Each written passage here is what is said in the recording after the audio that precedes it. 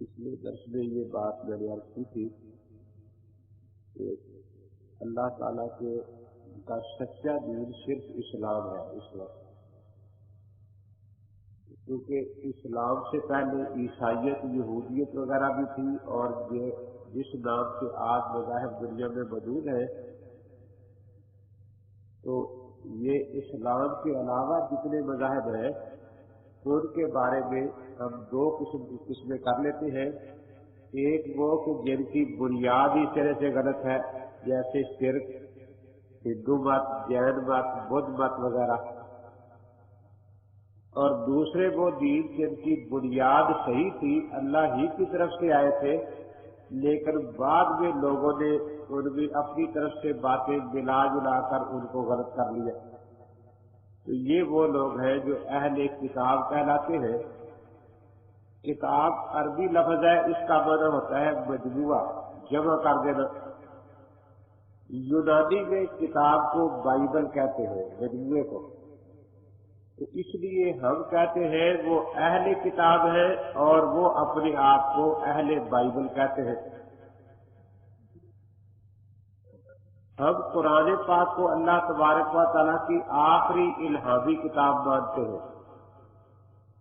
اور ان کا عقیدہ ہے کہ بائبل اللہ تبارک و تعالیٰ کی الہامی کتاب ہے۔ تو اس لیے اس سے پہلے الہام کا مقصد ہی سمجھنا چاہیے۔ الہام کے مطلب ہمارے ہاں تو یہ ہے کہ دو قسمیں ہیں۔ ایک یہ اللہ تعالیٰ کے الفاظ اس کے بندوں تک پہنچ جائے، جیسے قرآن پاک اللہ تعالیٰ کا لفظی الہام ہے، اور دوسرا یہ کہ اللہ کا پیغام نبی کے لفظوں میں اس کے بندوں کو پہنچے۔ تو پہلے کی مثال میں خط سے دیا کرتا ہوں کہ جب آپ خط لکھتے ہیں تو آپ کا ایک ایک لفظ مکتوب الہ تک پہنچ جاتا ہے، اور دوسری قسم جس کو سنت اور حدیث کہتے ہیں، اس کی مثال پیغام سے دیا کرتا ہوں کہ آپ جو پیغام دیتے ہیں تو پیغام لے جانے والا آپ کے لفظ نہیں یاد کرتا، بلکہ آپ کا مطلب اپنے لفظوں میں بیان کر دیتا ہے۔ تو جب مسلمان الہام یا وحی کا لفظ سنتے ہیں تو ان کے ذہن میں یہ دو ہی تصور آتے ہیں کہ یا لفظی الہام ہوگا قرآن پاک کی طرح، یا معنوی الہام ہوگا سنت اور حدیث کی طرح۔ لیکن عیسائیوں اور یہودیوں کے ہاں الہام کا تصور ان دونوں سے الگ ہے۔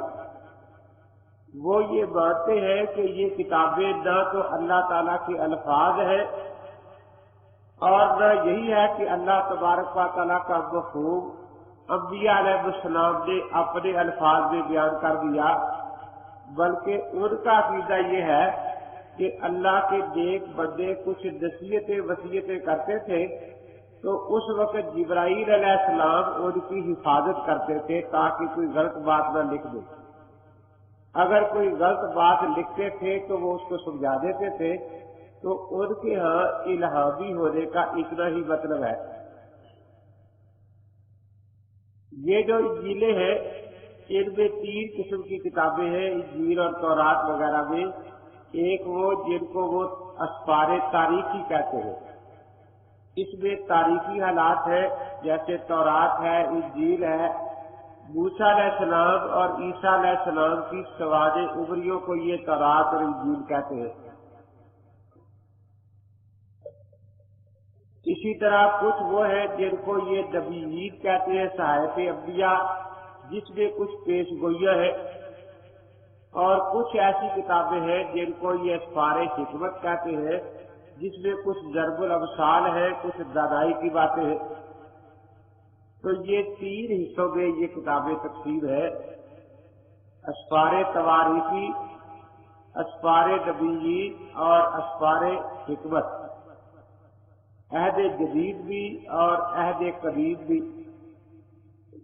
عیسائی چونکہ اس ملک میں اب پورے زور سے اپنے مذہب کی طرف دین کی تبلیغ کر رہے ہیں، اس لیے ان کے دھوکوں سے واقف ہونا چاہیے۔ وہ بالکل اسی طرح بات شروع کرتے ہیں کہ دیکھیے بھائی آپ بھی تورات پر ایمان رکھتے ہیں، انجیل پر ایمان رکھتے ہیں، زبور پر ایمان رکھتے ہیں۔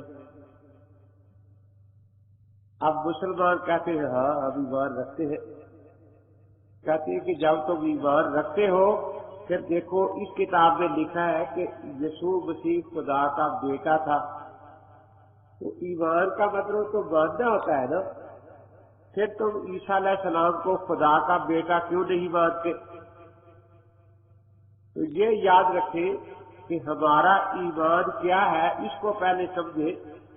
تو مثال سے بات چونکہ جلدی سمجھ آتی ہے، اس لیے یہ بتائیں کہ دیکھیے جی ہم موسیٰ علیہ السلام کی تورات پر ایمان رکھتے ہیں کہ اللہ تعالیٰ نے موسیٰ علیہ السلام پر ایک کتاب نازل فرمائی تھی جس کا نام تورات ہے، اور خود موسیٰ علیہ السلام پر بھی ہمارا ایمان ہے کہ وہ اللہ کے سچے نبی تھے۔ لیکن آج کسی کے گھر بچہ پیدا ہو اور اس کے ماں باپ اس کا نام موسیٰ رکھ دے، جو آج پیدا ہوا ہے، اور کوئی ہمیں مجبور کرے کہ یہ موسیٰ وہی نبی ہے جس پر تورات نازل ہوئی تھی، تو ہم یہ کہتے ہیں کہ یہ اس کا ہم نام تو ہے لیکن ہمارا ایمان اس پر نہیں ہے۔ اسی طرح سے جیسے موسیٰ علیہ السلام کا آج اس کے ماں باپ کوئی نام بچے کا نام موسیٰ رکھ دے تو وہ یقیناً موسیٰ علیہ السلام نہیں۔ اسی طرح اگر کوئی آج ایک کتاب لکھ کے اس کا نام تورات رکھ دے تو وہ تورات نہیں جس پر ہمارا ایمان ہے۔ قرآن پاک نے بتایا ہے یکتبون الکتاب بایدیہم ثم یقولون ھذا من عند اللہ، کہ یہ اپنے ہاتھوں سے کتاب لکھ لیتے ہیں اور کہتے ہیں کہ اللہ کی طرف سے آئی ہے۔ اسی طرح حضرت داؤد علیہ السلام پر ہمارا ایمان ہے، ان کی زبور پر بھی ہمارا ایمان ہے، لیکن آج کوئی اپنے بچے کا نام داؤد رکھ دے تو یقیناً یہ حضرت داؤد علیہ السلام کا ہم نام تو ہے لیکن ہمارا ایمان اس داؤد پر نہیں۔ اسی طرح آج کوئی کتاب لکھ کر اس کا نام زبور رکھ دے تو یہ نام میں تو اس سے ملتی ہے لیکن ہمارا اس کتاب پر ایمان نہیں۔ اسی طرح حضرت عیسیٰ علیہ السلام پر ہمارا ایمان ہے، لیکن آج کسی کے ہاں بچہ پیدا ہو اور اس کا نام عیسیٰ رکھ دے کوئی، تو وہ عیسیٰ جو ہے اس پر ہمارا ایمان نہیں ہے۔ اسی طرح کوئی کتاب لکھ کر اس کا نام انجیل رکھ دے تو ہم یہی کہیں گے ان ہی الا اسماء سميتموها ما انزل اللہ بہا من سلطان، کہ بھئی یہ تو تم نے نام رکھ دیے۔ ایک مناظرے میں عنایت مسیح پادری جو تھا بڑا مجبور کر رہا تھا کہ جی قرآن میں بھی لفظ انجیل ہے اور یہ بھی انجیل ہے، تو دونوں کا جب نام ہے آپ دونوں کو ایک کیوں نہیں مانتے؟ میں نے کہا آپ کا نام بھی عنایت مسیح ہے اور وہ جو بیٹھا اس کا نام بھی عنایت مسیح ہے، تو آپ کی بیوی اس کو اپنا خاوند مان لے گی کیونکہ اس کا میرے خاوند کا ہم نام ہے، اس لیے جو بھی عنایت مسیح کے نام سے آ جائے وہ اس کا خاوند بن جائے۔ تو اگر آپ کی بیوی کسی دوسرے عنایت مسیح کو اپنا خاوند ماننے کے لیے تیار نہیں تو ہمارا ایمان بھی اتنا کمزور نہیں ہے کہ جو بھی تورات انجیل زبور یا موسیٰ عیسیٰ داؤد کے نام سے سامنے آ کر کھڑا ہو جائے ہم کہیں کہ ہاں جی اسی پر ہمارا ایمان ہے۔ وہ کسی دفعہ میں نے لطیفہ سنایا تھا نا کہ سیدنا امام اعظم ابو حنیفہ رحمۃ اللہ علیہ کے شاگرد نے مناظرہ کیا، وہ یہودی یہی پوچھتا تھا کہ بھی موسیٰ علیہ السلام پر تمہارا ایمان ہے؟ مسلمان کہتے ہاں ہے، تو اتفاق ہونا چاہیے نا، موسیٰ علیہ السلام پر سب کا اتفاق ہے اور حضرت محمد الرسول اللہ صلی اللہ علیہ وسلم کو نہ عیسائی نبی مانتے ہیں نہ یہودی نبی مانتے ہیں، ان میں اختلاف ہو گیا ہے۔ اب دنیا میں اتفاق کی ایک ہی صورت ہے کہ سارے یہودی بن جائے، موسیٰ علیہ السلام پر ایمان لائے۔ تو اس نے جب اس شاگرد سے پوچھا جو امام صاحب کا شاگرد تھا کہ کیا تو موسیٰ کو جانتا ہے؟ اس نے کہا کہ کون موسیٰ، کہاں رہتے تھے؟ اب وہ یہودی بڑا حیران ہوا، کیونکہ پہلے جس سے پوچھا تھا وہ کہتا تھا ہاں موسیٰ علیہ السلام پر میرا ایمان ہے۔ اب اس نے آگے سے پوچھنا شروع کر دیا کہ کون موسیٰ کہاں رہتا تھا، کہ تو موسیٰ علیہ السلام کو نہیں جانتا؟ بتا تو دو کون موسیٰ علیہ السلام؟ قرآن پاک نہیں پڑھا اس میں موسیٰ علیہ السلام کا نام آتا ہے؟ اچھا وہ موسیٰ علیہ السلام جن کا قرآن میں نام آتا ہے، جنہوں نے پیش گئی فرمائی تھی کہ جب امی نبی آئے تو ان پر ایمان لے آنا، وہی موسیٰ علیہ السلام نا؟ تو بھائی میں ان پر بھی ایمان رکھتا ہوں اور ان کے کہنے کے مطابق حضرت محمد الرسول اللہ صلی اللہ علیہ وسلم کا بھی کلمہ پڑھ لیا ہے۔ اسی طرح آپ کو بھی یاد رکھنا چاہیے کہ پوچھے کہ آپ تورات پر ایمان رکھتے ہیں تو آپ یہی کون سی تورات؟ اگر تو کوئی ایسی تورات آپ کے پاس ہے جس میں ہمارے پاک پیغمبر صلی اللہ علیہ وسلم کی پیشگوئی موجود ہے تو دکھائے، ہم اس پر ایمان رکھیں گے، کم سے کم اس پیشگوئی پر تو ہمارا ایمان ہوگا نا، تو یہ صحیح ہے۔ اور اگر کوئی ایسی تورات آپ کے پاس ہے جس میں ہمارے پاک پیغمبر صلی اللہ تعالی علیہ وسلم پر ایمان لانے کی پیشگوئی نہیں ہے تو ہم نہیں جانتے وہ تورات کس کی ہے، کب لکھی گئی، کس نے لکھی، ہم تو اسی تورات پر ایمان رکھتے ہیں جس میں پاک پیغمبر حضرت محمد الرسول اللہ صلی اللہ تعالی علیہ وسلم پر ایمان لانے کی تعلیم دی گئی ہے۔ اسی طرح کوئی آپ سے پوچھے کہ آپ انجیل کو مانتے ہیں تو فوراً نہ کہے کہ ہاں ہم انجیل کو مانتے ہیں، ان سے پوچھے کہ وہ کس کی لکھی ہوئی ہے، کہاں ہے انجیل؟ ہم تو اس انجیل کو مانتے ہیں جس میں یہ آپ دکھا دیں مبشرا برسول یاتی من بعد اسمہ احمد، کہ حضرت عیسیٰ علیہ السلام نے یہ پیشگوئی فرمائی تھی کہ میرے بعد احمد نبی صلی اللہ تعالی علیہ وسلم تشریف لائیں گے۔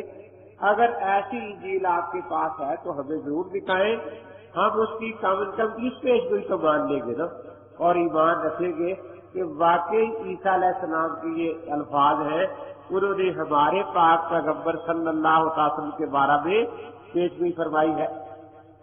تو اس لیے لوگ بات سمجھتے ہیں مثال کے ساتھ، آپ اسی طرح مثال سے جب بات سمجھائیں گے تو پھر وہ لوگ بات سمجھیں گے۔ عام طور پر وہ وہی دھوکہ دیتے رہتے ہیں، انہوں نے یہ مشن اسپتال، یہ مشن سکول وغیرہ جو ہے یہ اپنی تبلیغ کے اڈے بنائے ہوئے ہیں مسلمانوں کا ایمان خراب کرنے کے لیے۔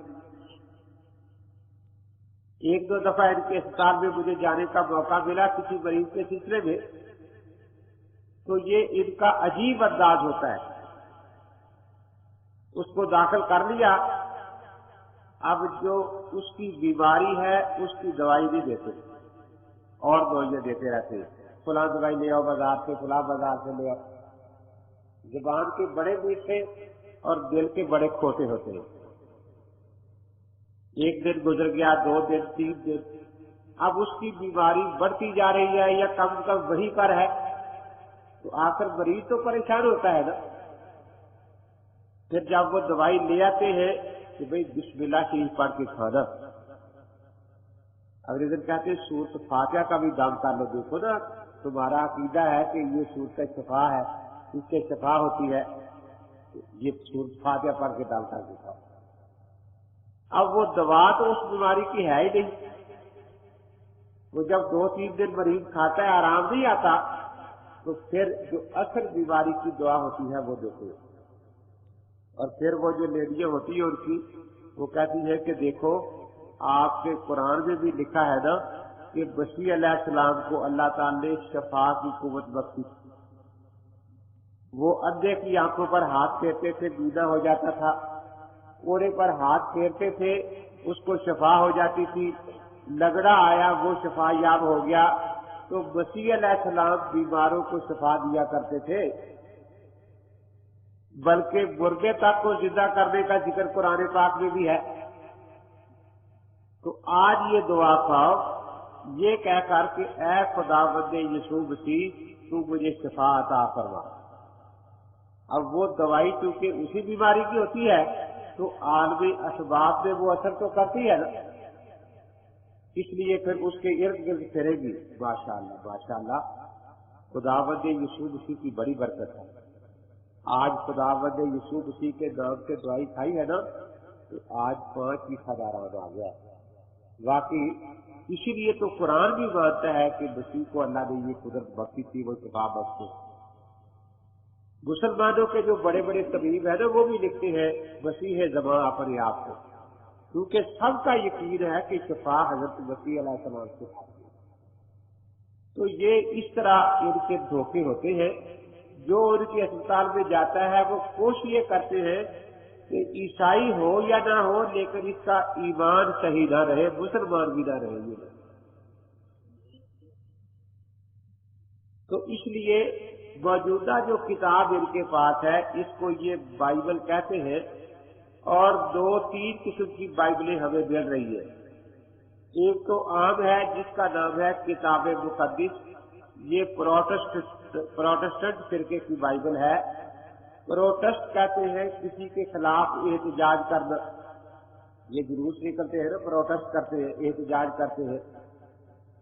तो इस फिरके का नाम ही प्रोटेस्टेंट है, क्योंकि बिशप लूथर ने, जो जर्मनी का रहने वाला था, उसने पोप के खिलाफ एहतजाज कर दिया कि पोप गलत आदमी है। क्योंकि कैथोलिक जो पहले से फिरका आ रहा था, जिसमें पोप होता है और बिशप होते हैं उसके नीचे, तो उनके यहाँ ये मसला है कि पोप को हर गुनाह के मुआफ करने का इख्तियार है। अगर पोप मुआफ कर दे तो अल्लाह ताला भी मुआफ कर देते हैं। चुनांचे शान जो था 16वां पोप, उसके पास एक आदमी गया, उसने जाकर दरखास्त दी कि मैं एक बहुत बड़े बेगैरत और बेहया आदमी को कत्ल करना चाहता हूं, तो चूंकि इसमें मुझे गुनाह भी होगा, क्योंकि कत्ल हुकूमत का इख्तियार है ना, मेरा नहीं है, तो इसलिए आप मुझे पैसे लेकर उसका मुआफीनामा दे दें ताकि मैं उस कत्ल के गुनाह से बच जाऊं। मैं चाहता हूं कि वो बेहया दुनिया से चला भी जाए और मुझे आखिरत में गुनाह भी ना हो। तो उसने काफी पैसे मांगे कि इतने पैसे ले आओ, फिर इजाजतनामा मिल जाएगा। उसने पैसे दे दिए, उसने इजाजतनामा लिख दिया कि जो तू कत्ल करे तुझे मुआफ है। उसने उसी उस पोप को कत्ल कर दिया, उसी पोप को जिससे मुआफीनामा लिया। अब शोर मच गया, उसने कहा कि देखो पैसे दे के मुआफीनामा ले के कत्ल किया मैंने, वैसे तो कत्ल नहीं किया ना। तो इसी तरीके से मर्द हो या औरत, वो पोप के पास गुनाह मुआफ कराने जाते थे। मार्टिन लूथर चूंकि उसके साथ ही रहता था, उसने फिर ये कहा कि जो औरतें पोप से गुनाह मुआफ करवाने जाती हैं, वो उससे ज्यादा गुनाह अंदर से लेकर आती है। तो ये पोप जो है उसके खिलाफ उसने शोर मचा दिया। तो इसलिए पोप ने उसको निकाल दिया। उसने फिर अलग अपना एक फिरका बना लिया, उसका नाम ही प्रोटेस्टेंट रखा कि ये पोप के खिलाफ एहतजाज करने वाला एक फिरका है। अब उसमें कई छोटी छोटी फिरकियां और भी बन गई है। एक पेंटिकास्ट फिरकी बन गई है, वो भी जर्मन से बनी है, एक लड़की उसकी बानी है। इसी तरह एक यहोवा विटनेस के नाम से एक नई फिरकी और में बन गई है, क्योंकि जैसे आप में से गैर मुकल्लद बने, फिर आगे से कोई मिर्जाई बन गया, कोई मुनकरे हदीस बन गया, तो इसी तरीके से अब वो आगे जब बड़ों को नहीं मानना तो फिरकियां बनती जाएंगी ना अलग अलग। तो इसलिए अब वो कई फिरकियों में तकसीम हो रहे हैं। तो प्रोटेस्टेंट फिरके की किताब का नाम है किताब मुकद्दस, उसमें 66 किताबें हैं। और कैथोलिक फिरका, जिसका माना होता है सवाद आजम, बड़ा फिरका, उसकी किताब का नाम कलाम मुकद्दस है। उसमें 72 किताबें हैं। तो सबसे पहले तो इनकी बाइबलों में ही इख्तलाफ है। अब जो पेंटिकास्ट वाले हैं कि पहले 72 किताबें मानी जाती थी, जब लूथर ने एहतजाज किया तो उसमें से 7 किताबें निकाल दी। बाद उसको 7 कहते हैं, बाद 6 कहते हैं। کیونکہ ایک کتاب ہے مکابیین کی کتاب، اس کے 2 حصے ہیں، وہ اگر 2 گرے تو 7 بنتی ہے، اور اگر اس کو ایک ہی کتاب گر لے تو 6 بنتی ہے۔ پھر مارٹن لوتھر کے آگے جو یہوہ وٹنس بنے اسی فرقے میں سے، انہوں نے ان انجیلوں میں سے کئی باب نکال دیے، مثلا عیسیٰ علیہ السلام کے صلیب پر چڑھنے اور صلیب پر مر جانے کا باب جو تھا وہ انہوں نے نکال دیا کہ یہ باب غلط ہے، عیسیٰ علیہ السلام صلیب پر فوت نہیں ہوئے۔ ایسی باتیں کہ عیسیٰ خدا کا بیٹا ہے یہ بھی انہوں نے نکال دی کہ عیسیٰ علیہ السلام خدا کے بیٹے نہیں تھے بلکہ خدا کے بندے تھے۔ تو اس طرح ان کی بائبلوں میں بھی اختلاف ہے، کسی کی بائبل چھوٹی ہے، کسی کی بڑی ہے، کسی کی درمیانی درجے کی ہے، لیکن ہمارے یہاں الحمدللہ قرآن پاک ایک ہی ہے۔ تو دین میں بنیادی طور پر 2 چیزیں ہوتی ہیں، ایمان اور عمل۔ ایمان نام ہے نظریات اور عقائد کا، اور وہ بنیاد ہوتی ہے، اعمال اسی پر متفرع ہوتے ہیں۔ اب جیسا عقیدہ ہوگا انسان اسی طرح کے کام کرے گا۔ اس لیے ایک لڑکی کی شادی ہوئی، وہ جس گھر میں آئی، اگر یہ عقیدہ لے کر آئی ہے کہ اب میرا یہی گھر ہے، اسی گھر کی خوشی میری خوشی ہے، اسی گھر کی غمی میری غمی ہے، تو وہ اس گھر میں خوشی سے بھی خوش ہوگی، غمی کو بھی برداشت کرے گی کہ یہ میرا گھر ہے۔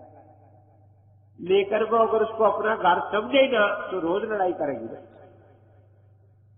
اسی طریقے سے حضرت موسیٰ علیہ السلام کے واقعات میں آتا ہے کہ تشریف لے جا رہے تھے تو ایک بوڑھا آدمی بڑی محنت کر رہا ہے، کھجوروں کے پودے لگا رہا ہے، پسینہ پسینہ ہے۔ موسیٰ علیہ السلام نے اللہ تعالیٰ کی بارگاہ میں دعا کی کہ یا اللہ یہ بوڑھا ہو گیا ہے، قبر میں ٹانگی پکڑی، کل مرنا ہے پرسوں مرنا ہے، اور اس کے دل میں اتنی ہرس دنیا کی ڈال رکھی ہے، یہ کام چھوڑتا ہی نہیں۔ اللہ تعالیٰ نے موسیٰ علیہ السلام کی دعا قبول فرما لی۔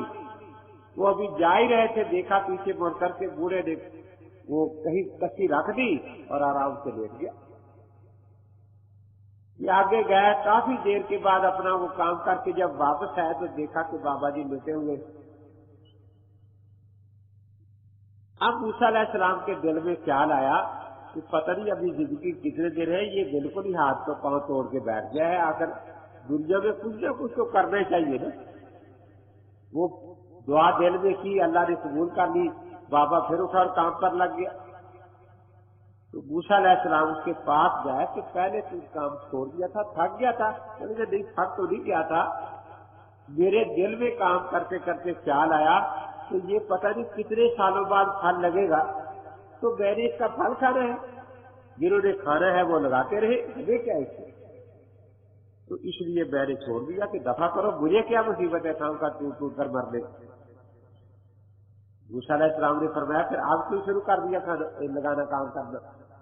کہ اب لیٹا ہوا تھا، دل میں یہ بات آئی کہ ہمارے باپ دادا پودے لگا گئے تھے، ہم کھاتے رہے، اب ہم لگا جائیں گے، ہمارے بیٹے پوتے کھائیں گے، اس لیے میں پھر اٹھ کر کام پر لگ گیا۔ اب دیکھو نا، نظریہ بدلنے سے اس نے کام چھوڑا اور نظریہ بدلنے سے دوبارہ کام پر لگ گیا۔ مولانا روم رحمۃ اللہ علیہ اس قسم کی بڑی عام مثالیں لکھتے ہیں۔ ایک مثال یہ ہے لکھی ہے کہ ایک بہت بڑا تاجر تھا، غیر ملکی دوسرے ملکوں میں اس کی تجارت بڑی پھیلی، بہت امیر تھا، اور ایک ہی اس کا بیٹا۔ اب اسے رات دن یہی فکر تھی کہ میں نے کتنی محنت سے مشکل سفر کر کے یہ دولت کمائی ہے، اس کو بغیر محنت کے دولت ملے گی تو اس کے کوئی قدر نہیں ہوگی، اس کو برباد کر دے گا۔ آ کر مشورہ یہی ہوا کہ اس کو سفر پر بھیجنا چاہیے، تو قافلے کے ساتھ بیٹے کو سفر پر بھیج دیا۔ پہلی دفعہ گیا تھا، جنگلوں کا سفر تھا، گرمی بھی تھی، کبھی بارش ہو گئی، کبھی آندھی آ گئی۔ اب رات کو جہاں قیام ہوتا تو دوسرے قافلے والے اس کا کچھ لحاظ نہیں کرتے کہ پہلی دفعہ آیا ہے، وہ جنگل میں سیر پر نکل جاتا، دوسرے کھانا پکانے لگ جاتے۔ 2-4 دن کے بعد کسی گھنے جنگل کے سفر میں جا رہے تھے، شام ہو گئی، عصر کے وقت قافلہ ٹھہر گیا، کھانا وغیرہ پکانے لگے، یہ سیر کرنے گیا تو دیکھا ایک لومڑی ہے، بس اس کی سانس صرف چل رہی ہے، نہ ہل سکتی، اتنی بیمار ہے، اتنی بیمار۔ یہ اس کے پاس کھڑا ہو کر دیکھنے لگا کہ اللہ بہتر جانتا ہے کہ اس کا رزق ختم ہو گیا ہے یا ابھی ہے کچھ، اور سوچ رہا ہے کہ اگر اس کا رزق ہے تو کون لائے گا، کہاں سے آئے گا اس کا رزق، کیونکہ یہ تو نہ اٹھ سکتی ہے نہ چل سکتی ہے، تو یہ خود تو رزق تک پہنچ نہیں سکتی، اب رزق اس تک کیسے پہنچے؟ یہ سوچ ہی رہا تھا کہ شیر کے دہاڑنے کی آواز آئی تو دیکھا کہ ایک ہرن بھاگا آ رہا ہے، اس کے پیچھے شیر لگا ہوا ہے۔ یہ جلدی سے درخت کے اوپر چڑھ گیا اور اس کو بیٹھ گیا۔ آگے آگے ہرن بھاگا آ رہا ہے، پیچھے شیر۔ اس لومڑی کے پاس جب ہرن پہنچا تو شیر نے اس کو شکار کیا، اس میں سے جو کھانا تھا کھا لیا، شیر چلا گیا۔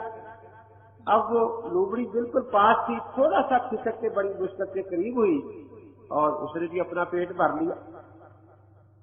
اب اس کے دل میں خیال آیا کہ مجھے میرے ابا جی نے خواب کا مصیبت میں ڈال رکھا ہے، اتنے مشکل سفر کر رہا ہوں، رزق تو خود تلاش کرتا پھرتا ہے کہ بھائی کس کے منہ میں میں نے جانا تھا۔ اب ارادہ کر لیا کہ میں نے واپس جانا ہے، کیونکہ رزق کے لیے سفر ہو رہا ہے نا، کہ رزق کو آ کے لانا ہے۔ اللہ نے جو رزق مقرر کر دیا ہے وہ تو خود بار بار کے پاس آتا ہے، اور میرے والد صاحب نے مجھے خواب کا مصیبت میں ڈال رکھا۔ چنانچہ وہاں سے واپس آ گیا۔ باپ نے پوچھا کہ بھائی آگے نہیں کیا سفر پر؟ نے کہا کہ میں نے یہ واقعہ دیکھا اور اس کے بعد میں نے سوچا کہ یہ سفر بے فائدہ ہے سارے، کیا ضرورت ہے اتنی مصیبتوں میں پڑنے کی۔ باپ نے کہا کہ بیٹا تو نے واقعہ صحیح دیکھا لیکن نتیجہ بڑا غلط نکالا، سمجھدار تھا، تجھے نتیجہ صحیح نکالنا چاہیے۔ کہیں کیا؟ دیکھا اب تو اس لیے آ گیا ہے نا کہ تو اس لومڑی کی طرح یہاں پڑا رہے اور تیری آنکھیں انتظار میں پک جائے کہ کب شیر آئے گا اور شکار کرے گا اور میں بھی پیٹ میں لقمہ ڈالوں گا۔ بیٹا یہ تیری سوچ غلط ہے، میں چاہتا ہوں کہ تو شیر بنے، کہ سینکڑوں لومڑیاں تیری راہ دیکھیں کہ کب وہ آئے گا اور اس کی وجہ سے ہمارا رزق جو ہے وہ ہم تک پہنچ جائے گا۔ بیٹے نے کہا کہ واقعی ابا جی میں غلطی سوچ کر آیا ہوں، پھر کرا کے سامنے میں۔ تو دیکھیے یہ سارے انسان کے اعمال ان نظریات پر مبنی ہوتے ہیں جو اس کے دل و دماغ میں ہے۔ نظریہ بدلنے سے اعمال بدلتے جاتے ہیں نا۔ کسی پر یاد آیا حضرت مولانا محمد علی صاحب جلندھری رحمۃ اللہ علیہ ایک دفعہ لطیفہ سنا رہے تھے کہ بھی جو رزق قسمت میں ہوتا ہے وہ تو جوتیاں کھا کے بھی کھانا پڑتا ہے، وہ کسی اور کے پاس نہیں جاتا۔ میری کوئی نہ بھی کھائے نا تو جوتیوں سے اگلے کھلا دیتے، کیونکہ ہماری بہت لگی ہوئی ہے۔ اس پر لطیفہ سنایا کہ کوئی عورت تھی بیچاری بیوہ، ایک ہی بچہ تھا اس کا، خاوند فوت ہو چکا تھا۔ عورتوں کو ویسے بھی لڑکوں سے محبت زیادہ ہوتی ہے بیٹیوں کی نسبت، اور جب بیوہ ہو تو پھر تو اسے پتا ہے کہ یہی کچھ ہے میرے پاس، تو اسی لاڈ پیار میں بگڑ جاتے ہیں۔ اب وہ کبھی عدم لحاظ سے نہ بولتا، ضد کر بیٹھتا میں نے یہ چیز کھانی ہے، میں نے یہ چیز کھانی ہے۔ عورتوں کا دل بھی کمزور ہوتا ہے، اب وہ سوچی کہ اس کا باپ ہوتا تو فوراً اس کی خواہش پوری کر دیتا، وہ بھی کوشش کرتی۔ ایک دن کہنے لگا میں نے دودھ چاول کھانے ہیں چینی ڈال کر۔ اس نے سمجھایا کہ بیٹا میں آخر کسی کے برتن صاف کرتی ہوں، کام کاج کرتی ہوں، تو 3 دن کی مجھے مہلت دے، آج جو محنت مزدوری کروں گی، آج چینی لے آؤں گی، کل چاول لے آؤں گی، پرسوں دودھ لے آؤں گی اور تجھے پکا کے کھلا دوں گی۔ اس نے کہا میں نے آج کھا دی۔ اب وہ بھی ضد کرنے لگا، वो माँ क्यों थी बेचारी घर में गई कि जो कल मजदूरी आपने देनी है मैं कल शाम को करनी आऊंगी।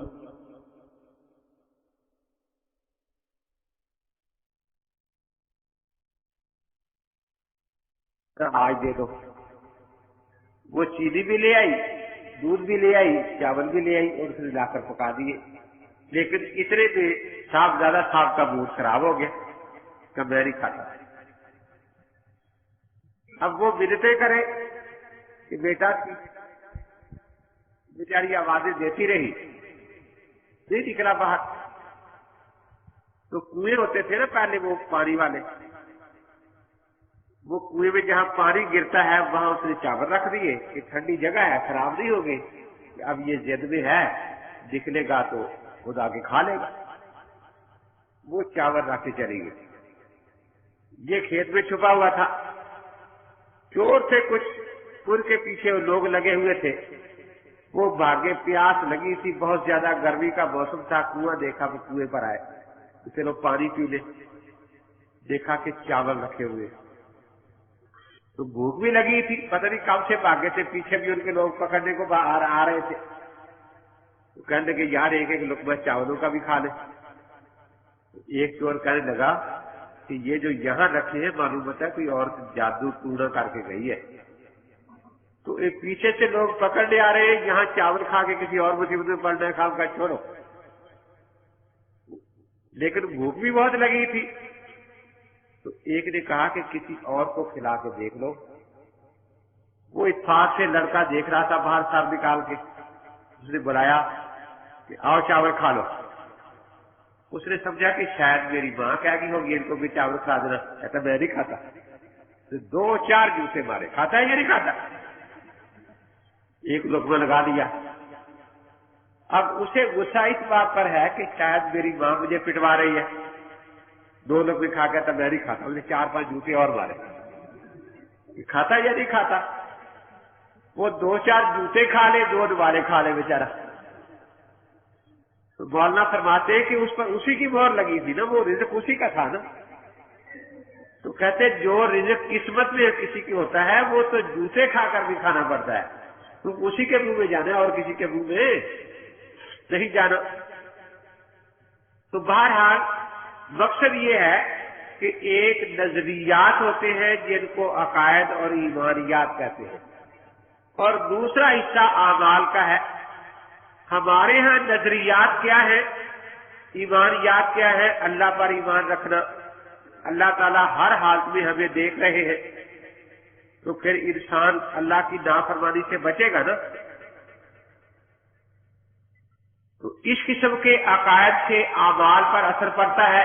फिर इंसान ऐसे आमाल नहीं करता जैसे किसी गांव में कोई पीर साहब आ गए, कोई बुजुर्ग, लोग जल्दी आ गए मुरीद होने के लिए। उसने कहा भी मैं तो इतनी जल्दी मुरीद नहीं किया करता। मुरीद जिसने होना है तो मेरी एक शर्त है। क्या शर्त है? कि मुर्गे का गोश्त खाना है पहले, फिर मुरीद करूंगा। कहा जी आप 2 मुर्गे खा ले, आप मुरीद कर ले हमें। उठ के चले। तुम बात तो सुनो ना, मुर्गा ज़बा वहां करना है जहां कोई ना देख रहा हो, वहां ज़बा करके फिर उसको पका के लाना है। अब वो गए, तो ये देर कोहड़ी में बैठ के ज़बा कर लिया, अपनी फसल में जाके ज़बा करके ले आया। एक उसी तरह मुर्गा हाथ में लेके आ गया। फिर पूछा भी तूने मुरीद नहीं होना? क्योंकि मुरीद तो होना है। कि फिर तू मुर्गा ज़बा क्यों नहीं करता? बड़ा कोई जूस मालूम होता है कि नहीं जी कोई जूस तो नहीं, मुर्गा तो मैंने ले लिया है, लेकिन कोई जगह मुझे मिली नहीं जहां कोई ना देख रहा। उसने कहा कि ये भी तो कर रहा है ना, इससे तो जगह तलाश कर ली, जिसको इसका पक्का इरादा था ना मुरीद होने का।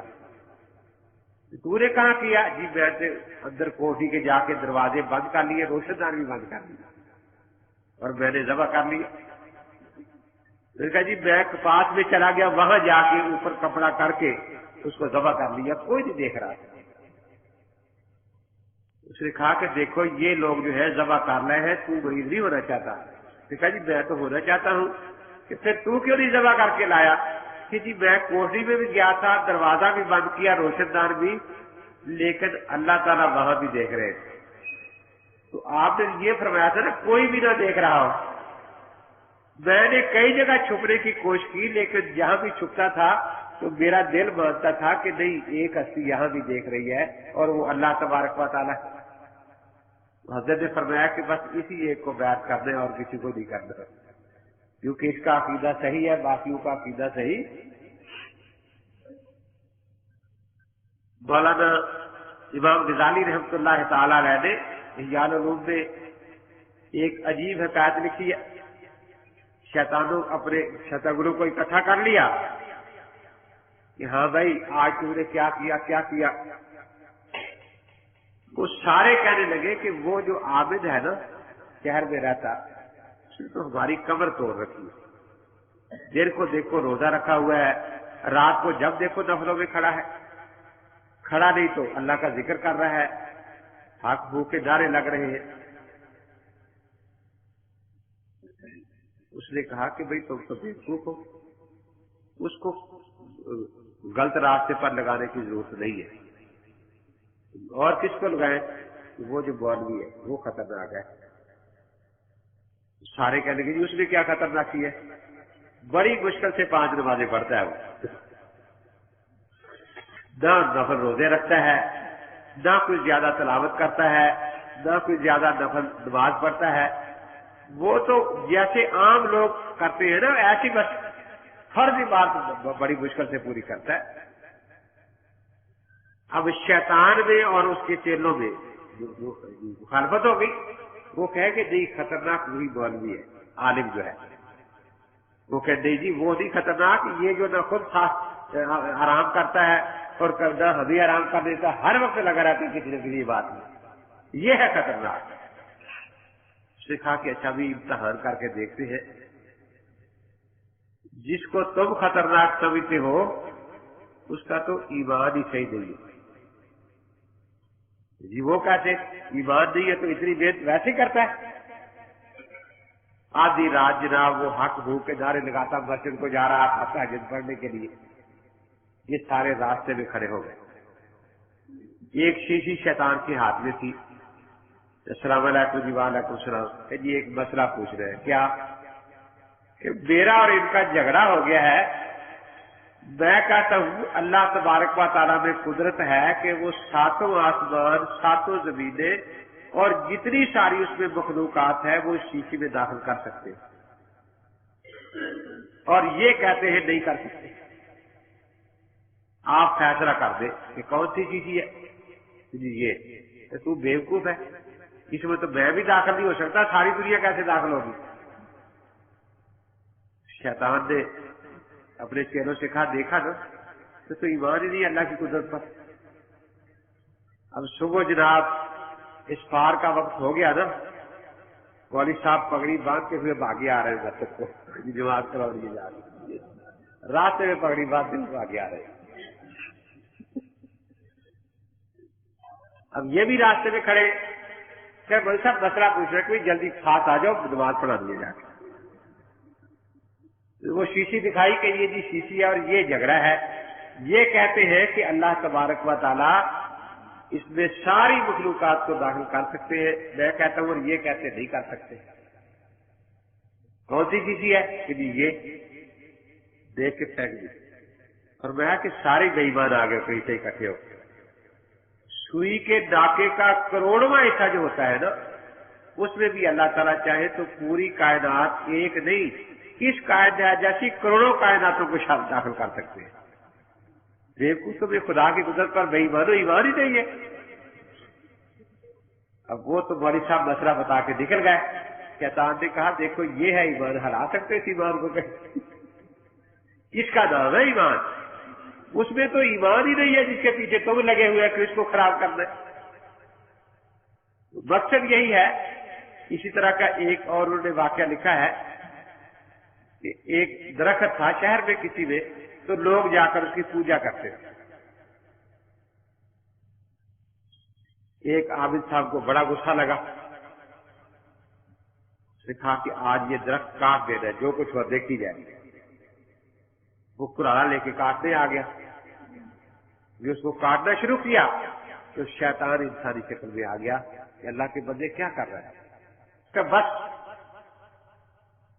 یہاں شرک ہوتا ہے، میرے درخت کاٹ دے رہے ہیں. اس نے کہا کہ دیکھو تیرا اس میں کیا نقصان ہے، یہ آخر اللہ نے دوزخ بھی تو بھرنی ہے نا.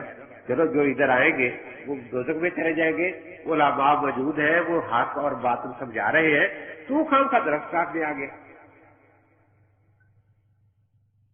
کہ تجھے مسلے کے نیچے سے روزانہ 5 روپے مل جایا کریں گے. اس زمانے میں 500 تو آج کے 5000 جاتے تھے نا. جا اور اس سے تو اور زیادہ عبادت میں حصہ کام کر سکے گا، تبلیغ کرے گا، سب کچھ کرے گا. چھوڑ اس کا کام کو. تو چلا گیا.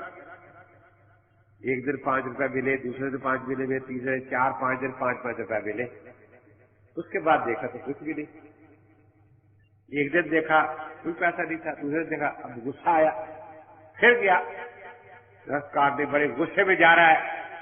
اب وہ کلاڑا مارتا ہے، وہ کرتا ہی نہیں. تو وہی شیطان پھر انسانی شکل میں آ کے کھڑا ہو گیا. کیا کر رہا ہے؟ یہ درخت کاٹ رہا ہے. کہ یہ نہیں کر سکتا، دیکھو کٹ رہا ہے. اس دن تو کٹ رہا تھا. کہتے اس دن تو اللہ کے لیے کاٹنے کے لیے آیا تھا اور آج 5 روپے کے لیے آیا ہے. اس دن غصہ جو تھا وہ اللہ کے لیے تھا، اللہ کے دین کے لیے غصہ.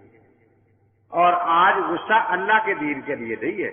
آج تو 5 روپوں کا غصہ ہے نا. نہیں کاٹنے پر قادر ہوا.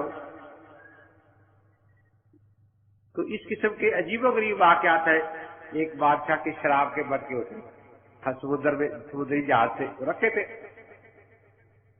تو بزرگ بھی وہاں آ گئے. یہ کیا ہے؟ بھی شراب ہے. توڑنے شروع کر. لوگوں نے سمجھایا کہ یہ بادشاہ کے لیے آئی ہے. پوچھا کسی کے لیے آئی ہو؟ حدیث پاک میں آتا ہے کہ سب سے بہتر یہ ہے کہ ہاتھ سے منکر کو تبدیل کیا جائے. وہ سارے مٹکے توڑ دیے، ایک مٹکا رہ چھوڑ دیا، چلا گیا. بادشاہ کو اطلاع ہوئی کہ بلا کے لاؤ، پکڑ کے لاؤ. پیش ہوئے کہ تو نے یہ شراب کے مٹکے کیوں توڑے؟ یہ شراب حرام ہے، اس لیے میں نے توڑ دیے. آپ جو سزا چاہے دے دیں. کہ وہ ایک کیوں نہیں توڑا؟ اس نے کہا کہ جب میں نے باقی توڑے نا، اس وقت یہ تھا کہ اللہ کے دین کے بارے میں، اللہ کی وجہ سے توڑ رہا تھا، اللہ کے حکم کی وجہ سے. جب ایک رہ گیا اور یہ ختم ہونے پر آ گئے تو میرے نفس نے کہا کہ بھائی تو بہت بڑا آدمی ہے، دیکھو بادشاہ سے نہیں ڈرا، سارے توڑ دیے، بڑے لوگ تیری تعریف کریں گے. تو اب وہ خدا کے لیے بات میں رہی نا، اب تو دنیا کی اس میں سوچ آ گئی نا. تو دنیا کے لیے میں کچھ نہیں کرنا چاہتا، تو اس لیے میں نے چھوڑ دیا. اب کوئی اور توڑ لے گا. تو بادشاہ نے پھر بڑا اس کا اعزاز کیا اور میں کہ ٹھیک ہے، تو نے جو کچھ کیا ہے وہ اللہ کو راضی کرنے کے لیے کیا ہے، جاؤ میں تجھے کچھ نہیں کرنا. ہمارے ہاں ایمان نام ہے عقائد کا، نظریات کا. ان کے ہاں ایمان نام ہے شوبدہ بازی کا. بس یہ لکھتے ہیں، مسیح صاحب فرماتے ہیں میں تم سے سچ کہتا ہوں اگر تم میں رائی کے دانے کے برابر بھی ایمان ہوگا تو اس پہاڑ سے کہہ سکو گے کہ یہاں سے سرک جا، وہاں چلا جا، اور وہ چلا جائے گا، اور کوئی بات تمہارے لیے ناممکن نہ ہوگی. متی کی انجیل باب نمبر 17 فقرہ نمبر 20 صفحہ 21. دوسری جگہ ہے میں تم سے سچ کہتا ہوں کہ اگر ایمان رکھو اور شک نہ کرو تو نہ صرف وہی کرو گے جو انجیر کے درخت کے ساتھ ہوا، بلکہ اگر اس پہاڑ سے بھی کہو گے کہ تو اکھڑ جا اور سمندر میں جا پر تو یوں ہی ہو جائے گا. اور جو کچھ دعا میں ایمان کے ساتھ مانگو گے وہ سب تم کو ملے گا. متی کی انجیل باب 21 فقرہ نمبر 21 صفحہ 22. میں تم سے سچ کہتا ہوں کہ جو کچھ پہاڑ سے کہے تو اکھڑ جا اور سمندر میں جا پڑ، اور اپنے دل میں شک نہ کرے بلکہ یقین کرے کہ جو کہتا ہے وہ ہو جائے گا، تو اس کے لیے وہی ہوگا. اس لیے کہ میں تم سے کہتا ہوں کہ جو کچھ تم دعا میں مانگتے ہو یقین کرو کہ تم کو مل گیا تو وہ تم کو مل جائے گا. انجیل مرقس باب 11 فقرہ نمبر 23 صفحہ 46. پھر فرماتے ہیں ایمان لانے والوں کے درمیان یہ بوجھے ہوں گے وہ میرے نام سے بد روحوں کو نکالیں گے. بد روحیں یہ جو جنات چمٹ جاتے ہیں. نئی نئی زبانیں بولیں گے, سانپوں کو اٹھا لیں گے, اور اگر کوئی ہلاک کرنے والی چیز پی لیں گے تو انہیں کچھ ضرر نہ ہوگا, اور وہ بیماروں پر ہاتھ رکھیں گے تو وہ اچھے ہو جائیں گے. انجیل مرقس باب 16 فقرہ نمبر 17-18 صفحہ 81.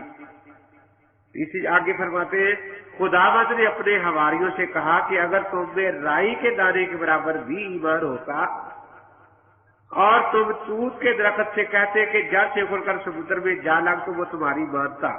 انجیل لوکا باب 17 فقرہ نمبر 6 صفحہ 61. پھر کہتے ہیں میں تم سے سچ کہتا ہوں کہ جو مجھ پر ایمان رکھتا ہے یہ کام جو میں کرتا ہوں وہ بھی کرے گا بلکہ ان سے بھی بڑھ کر کام کرے گا. انجیل یوحنا باب 14 فقرہ نمبر 12 صفحہ 99. اب دیکھیے ان عبارات سے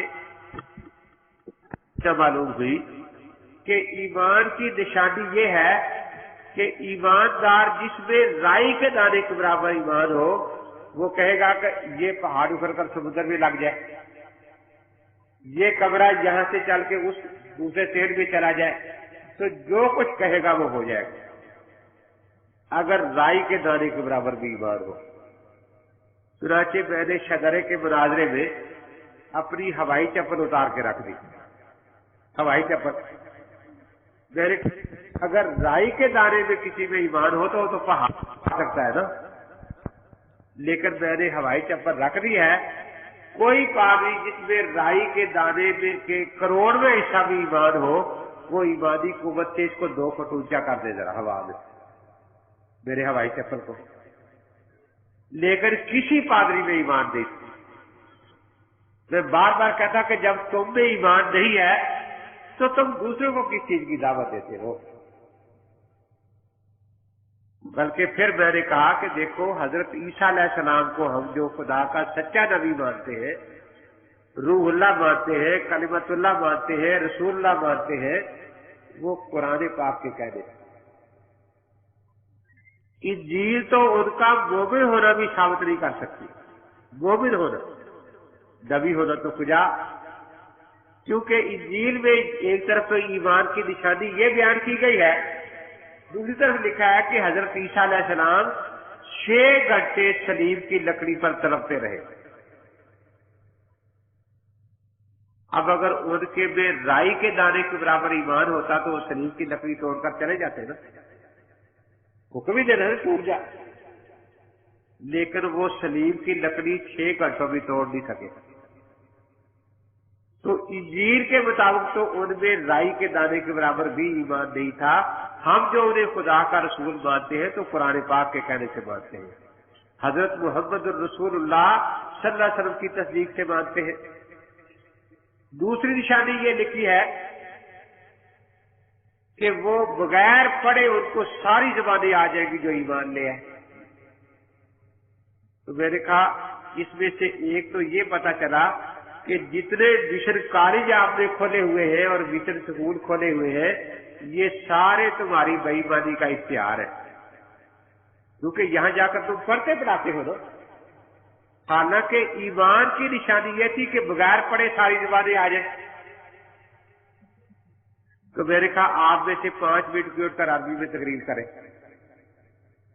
اگر تم میں ایمان ہے, تاکہ پتہ چلے کہ تمہیں ساری زبانیں آتی ہے. کوئی پشتوں میں تقریر کر دے 5 منٹ. اب کوئی بھی نہیں کر رہا تھا تو میں انہیں کہہ رہا تھا کہ تم جو ساری دنیا کو کہتے ہیں کہ ہم ایمان کی دعوت دیں تو تم میں خود تو ایمان ہے نہیں. اس طرح یہاں لکھا ہے کہ وہ سانپوں کو اٹھائیں گے تو سانپوں کا زہر ان کو کوئی تکلیف نہیں دے گا. زہر پی لیں گے تو اس سے ان کی موت واقعہ نہیں ہوگی. تو میں نے کہا میں زہر تو نہیں پلاتا, مجھ پر مقدمہ ہو جائے گا. یہ 10 گولیاں نیند آور میں نے رکھ دیے. नींद वाली गोलियां होती है ना, वो मैंने 10 रख दी कि आए कोई पादरी खाए उसको नींद ना आए। 10 गोलियां खा ले एक ही दफा, अगर उसे इन गोलियों ने असर ना किया तो चलो मैं समझ लूंगा कि जहर भी उस पर असर। तारीख में मशहूर वाकया है ना कि हजरत खालिद बिन वलीद रजी अल्लाह तआला अन्हु ने किसी यहूदी कबीले का मुहासरा किया हुआ था। कई दिन के मुहासरे के बाद सुलह की गुफ्तगू शुरू हुई तो उनमें जो सबसे बड़ा राहिब था, उनका बड़ा बुजुर्ग, वो उस गुफ्तगू में नुमाइंदगी के लिए आया और साथ बैठा। सुलह के बारे में गुफ्तगू होती रही तो वो राहिब जो था उसने यूं मुट्ठी अपनी बंद की थी। हजरत खालिद बिन वलीद रज़ी अल्लाह अन्हु ने पूछा कि तेरी मुट्ठी में क्या है? उसने कहा कि जहर है। कि ये जहर किस लिए साथ रखी हुई है? उसने कहा कि मैं अपनी कौम का सबसे बड़ा बुजुर्ग हूं और इसी कौम ने मुझे बुजुर्गी का एजाज बख्शा हुआ है, तो मैं जहर इसलिए साथ लेकर आया हूं कि अगर खुदा न खास्ता ये हमारी गुफ्तगू नाकाम रहे तो मैं अपनी कौम की जिल्लत देखूंगा नहीं, मैं ये जहर खा के मर जाऊंगा। इसलिए मैंने जहर की पूरी हाथ में रखी हुई। फरमाया कि अच्छा तुम्हारा अकीदा यही है कि मौत अल्लाह के हाथ में नहीं जहर में है? इसका मुझे दो। हज़रत खालिद बिन वलीद ने वो जहर ली और यूं फांस के ऊपर से पानी का गिलास पी लिया बिस्मिल्लाह पढ़कर, और साथ फरमाया कि या अल्लाह मौत तेरे कब्जे में है, जहर में नहीं है। तो कुछ भी नहीं हुआ। वो राहिब सबसे पहले फिर ईमान लाया और सारी कौम ईमान ले आई। उस राहिब ने कहा कि ये जो ईमान आप में है ये नबियों वाला ईमान है। इतना मजबूत ईमान अंबिया अलैहिस्सलाम का होता है, जो आंखों से खुदा की कुदरतों के नजारे बाज़ औक़ात देख लेते हैं, तो उनका ईमान बड़ा मजबूत होता है। और फरमाया जब तक तुम्हारे इस उम्मत में तेरे जैसे ईमान वाला शख्स रहेगा ये कहीं नाकाम नहीं होगी। अब मैंने उनके सामने गोलियां रख दी नींद लाने वाली कि भाई ये खाओ देखो। किसी में जरूरत नहीं थी कि अपना ईमान साबित करे और उसका गोली खा ले। फिर इसमें ईमान की निशानी ये लिखी हुई है कि ईमानदार आदमी जो है अगर वो बीमार पर हाथ रखेगा तो बीमार शफायाब हो जाएगा, दवा की जरूरत नहीं। तो मैंने कहा इससे पता चला कि ये सारे मिशन अस्पताल जो है ये तुम्हारी बेईमानी के इश्तिहार है, क्योंकि तुम वहां दवाइयां देते हो, इंजेक्शन लगाते हो। तो गोया किसी एक में भी राई के दाने के बराबर ईमान होता तो उसको बैठा देते वहां के, जो भी बीमार आएगा उस पर हाथ फेरते जाए, वो तंदुरुस्त होकर घर चला जाएगा।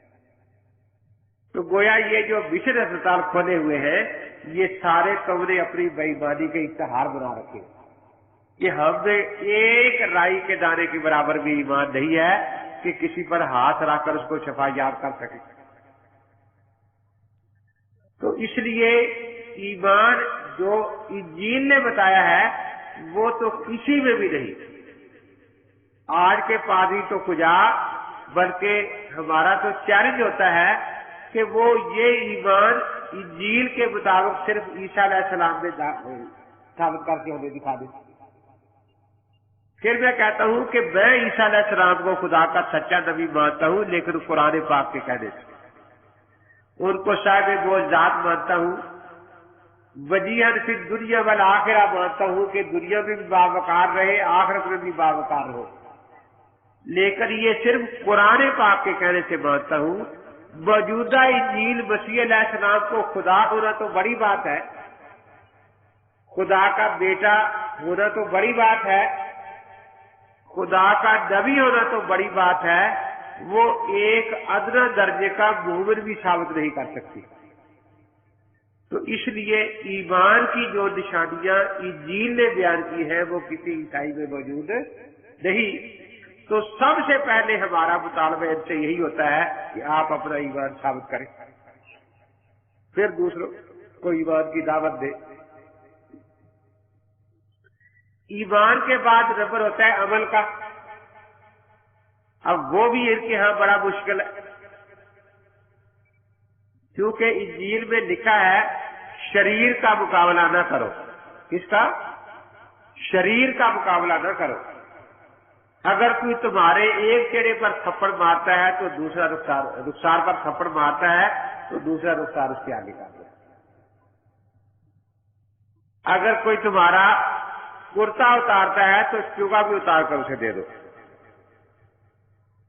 अगर कोई तुम्हें 1 मील बेगार में ले जाता है तो 2 मील खुद ही साथ चलते जाओ। वो कहे वापस चला जा, जाना नहीं, साथ चल रहे। अब देखिए अल्लाह ताला ने इंसान तो इंसान, हैवानात को भी अपने दिफा का हक दिया है। कोई जानवर जो है वो उड़कर अपनी जान बचा लेगा, आप उसको पकड़ने गए, मारने गए, बोल गया। किसी को अल्लाह ने सीख दी है, वो सीख मारेगा, आगे से मुकाबला करेगा अपनी जान बचाने के लिए। किसी को अल्लाह ने डंक दे दिया, वो डंक चलाएगा आगे से।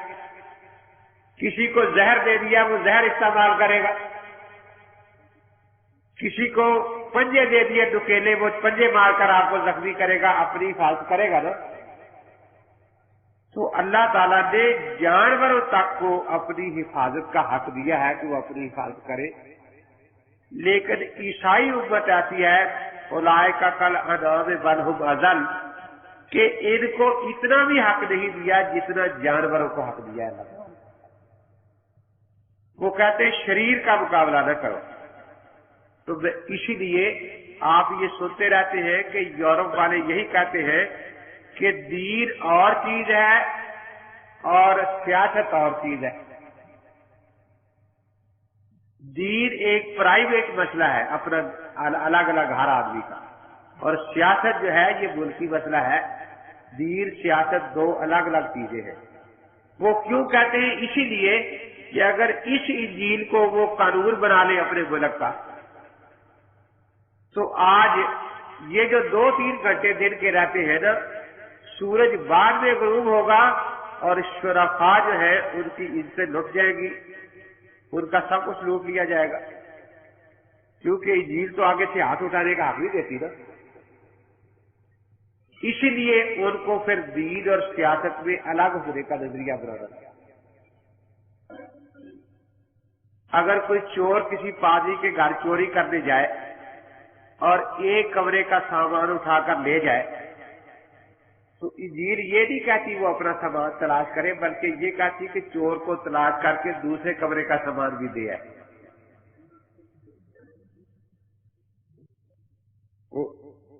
एक विरासी था ना, उसकी चोरी हो गई, बेचारे जो उठा ले गए चोर उठा के, एक टूटी सी देगची, एक चिमटा, एक डोई रह गई, बस बाकी सब कुछ ले गए।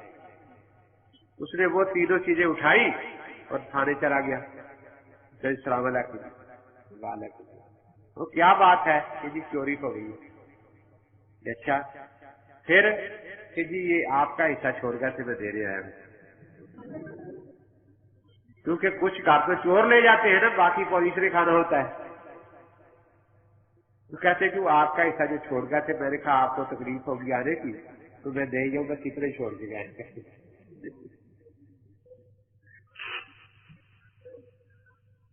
अगर किसी पादरी की एक लड़की को अगवा करके ले जाए तो उसको ये हक नहीं कि लड़की को वापस लाए, बल्कि वो तलाश करके दूसरी भी भेजे पीछे। अगर किसी ईसाई मुल्क पर दुश्मन मुल्क हमला करके एक सूबा छीन ले तो उसको ये हक नहीं कि अपना सूबा वापस ले, बल्कि ये है कि अच्छा भी दूसरा भी ले लो, ये खाली है। तो क्या ये मुल्क में ऐसा कानून मुल्क में कहीं चल सकता है? तो यही वजह है कि यूरोप को दीन और सियासत में अलग का नजरिया बनाना पड़ा कि दीन अलग चीज है, सियासत अलग चीज है। क्योंकि इसमें है कि शरीर का मुकाबला न करो। तो पता चला कि इंजील सिर्फ और सिर्फ शरीरों की हामी है, शरीफ की इज्जत की हिफाजत इंजील नहीं कर सकती, शरीफ के माल की हिफाजत इंजील नहीं कर सकती। तो कोई शरीर ही इस पर ईमान लाएगा, शरीर बेचारा क्यों इसको कबूल करेगा? تو نہ تو یہ قابل ایمان ہے اور نہ ہی قابل عمل ہے۔ پھر دیکھیے کہ اللہ تعالیٰ نے دین انسانوں کے لیے رکھا ہے نا، جن کو اللہ نے عقل دی ہے۔ گائے بھینس کے لیے کوئی دین نہیں ہے، ان کو عقل نہیں دی نا، تو اس لیے دین کبھی عقل کے خلاف نہیں ہوتا۔ ایک یہ ہے کہ عقل سے کچھ ورا ہو،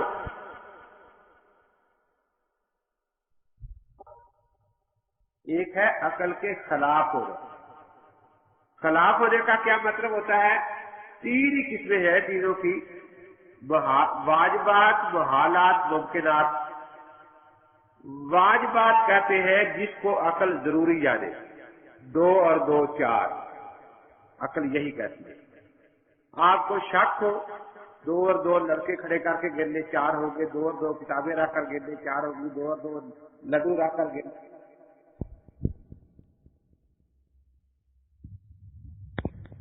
اور جز ہمیشہ کل جز سے بڑا ہوتا ہے، اس کو عقل لازمی قرار دیتی ہے۔ یہ الماری جو ہے اس سے یہ کمرہ واقعی بڑا ہے، آپ کے دانت سے آپ کا جسم واقعی بڑا ہے، آپ کے کان سے آپ کا جسم واقعی بڑا ہے، آپ کی آنکھ سے آپ کا جسم بڑا ہے۔ تو کل جز سے بڑا ہوتا ہے۔ ایسی باتیں جن کو عقل یقینی جانے، ضروری جانے، اس کو واجبات کہتے ہیں۔ اور ایسی باتیں جن کا عقل بالکل رد کرے کہ یہ بآ ہی نہیں سکتی عقل میں کہ 2 اور 2 7 ہوتے، یہ تو عقل نہیں مانتی نا۔ کہ جز کل سے بڑا ہوتا ہے، جز کل سے بڑا ہوتا ہے، ان چیزوں کو محالات کہتے ہیں، عقل نہیں مانتی ہے۔ تیسری چیز ہے جس میں عقل کوئی فیصلہ کر ہی نہ سکے۔ یہ دروازہ یہاں سے 40 فٹ ہے، 45 ہے یا 50 ہے، اگر اس میں کوئی فیصلہ نہیں کر سکے، فیتا ہی فیصلہ کرے گا نا آ کے کہ کتنے فٹ ہے۔ تو جس میں عقل نہ اس کو واجب جانے نہ اس کو محال جانے، ایسی ساری باتوں کو ممکنات کہتے ہیں۔ عقل اس میں کوئی فیصلہ نہیں کر سکتی، اس میں فیصلہ خبر صادق کرے گی کہ فلاں آدمی زندہ ہے یا فوت ہو گیا ہے، عقل کوئی فیصلہ نہیں کر سکتی۔ کوئی خبر ہی آئے گی کہ وہ زندہ ہے، وہ فوت ہو گیا ہے، اگر وہ خبر صادق ہوگی تو ہم اس کو مان لیں گے۔ وہ ذات جو ہے یہ خلاف عقل نہیں ہوتے، خلاف عادت ہوتے ہیں اور بالکل ممکن ہوتے ہیں۔ اس لیے اگر خبریں صادق سے ثابت ہو جائے تو ان کو ماننا چاہیے۔ اگر خبر ہی صحیح نہ ہو تو پھر ہم کہیں گے کہ اس کی خبر صحیح ہے، روایت کی سند صحیح نہیں۔ تو اب ان کا عقیدہ یہ ہے جو محالات میں سے ہے کہ 3 1 1 3، توحید فی تثلیث اور تثلیث فی توحید۔ باپ بیٹا روح القدس 3 خدا ہے، 3 1 ہے، 1 3 ہے۔ اب اس عقیدے کو عقل بالکل محال جانتی ہے نا۔ آپ 3 انگلیاں کھڑی کریں اور کسی بچے کو کہیں کہ 1 ہے، وہ مانے گا؟ آپ بچے کو 3 شیپ دیں، آہستہ سے 2 چھپا لے، چھوٹے بچے کو جس کو گنتی بالکل نہیں آتی وہ بھی رونا شروع کر دے گا، یا نہیں؟ تو 3 لڈو دے، پھر 2 اٹھا لے۔ اگرچہ اسے 1 اور 3 کا حصہ لفظ سے زبان سے نہ بول سکے، لیکن رو کے بتا دے گا کہ 3 1 نہیں ہوتے، 1 3 نہیں ہوتا۔ تو بچے بھی جانتے ہیں۔ کسی عیسائی سے پوچھے کہ آپ کے باپ 3 ہے نا، وہ لڑنا شروع کر دیتا ہے۔ جب 1 3 ہوتا ہے، 3 1 ہوتے ہیں۔ کسی عیسائی عورت سے پوچھے کہ تیرے 3 خاوند ہے نا، وہ لڑنا شروع کر دیتی ہے۔ لیکن خدا کے بارے میں کہتا ہے کہ خدا 1 بھی ہے، 3 بھی ہے۔ اب آپ 3 چیزیں رکھ کر ان سے پوچھے، 3 تھپڑ مار کر 1 گرے تو گرنے دیتے ہیں۔ یہ جگہ مناظرہ تھا 3 طلاقوں کے مسئلے پر، صبح سے جھگڑا چل رہا تھا۔ وہ نمبردار بیچارہ بڑا تنگ آ گیا، سے کہا کہ بس یہی ہے کہ علماء کا ہمیں ادب احترام کرنا پڑتا ہے، ورنہ آپ کسی کی مانتے تو ہے نہیں، عورتوں سے زیادہ ضد آپ کی خراب ہے، عورتیں بھی اتنی ضدی نہیں ہوتی جسے مولوی کہتے ہیں۔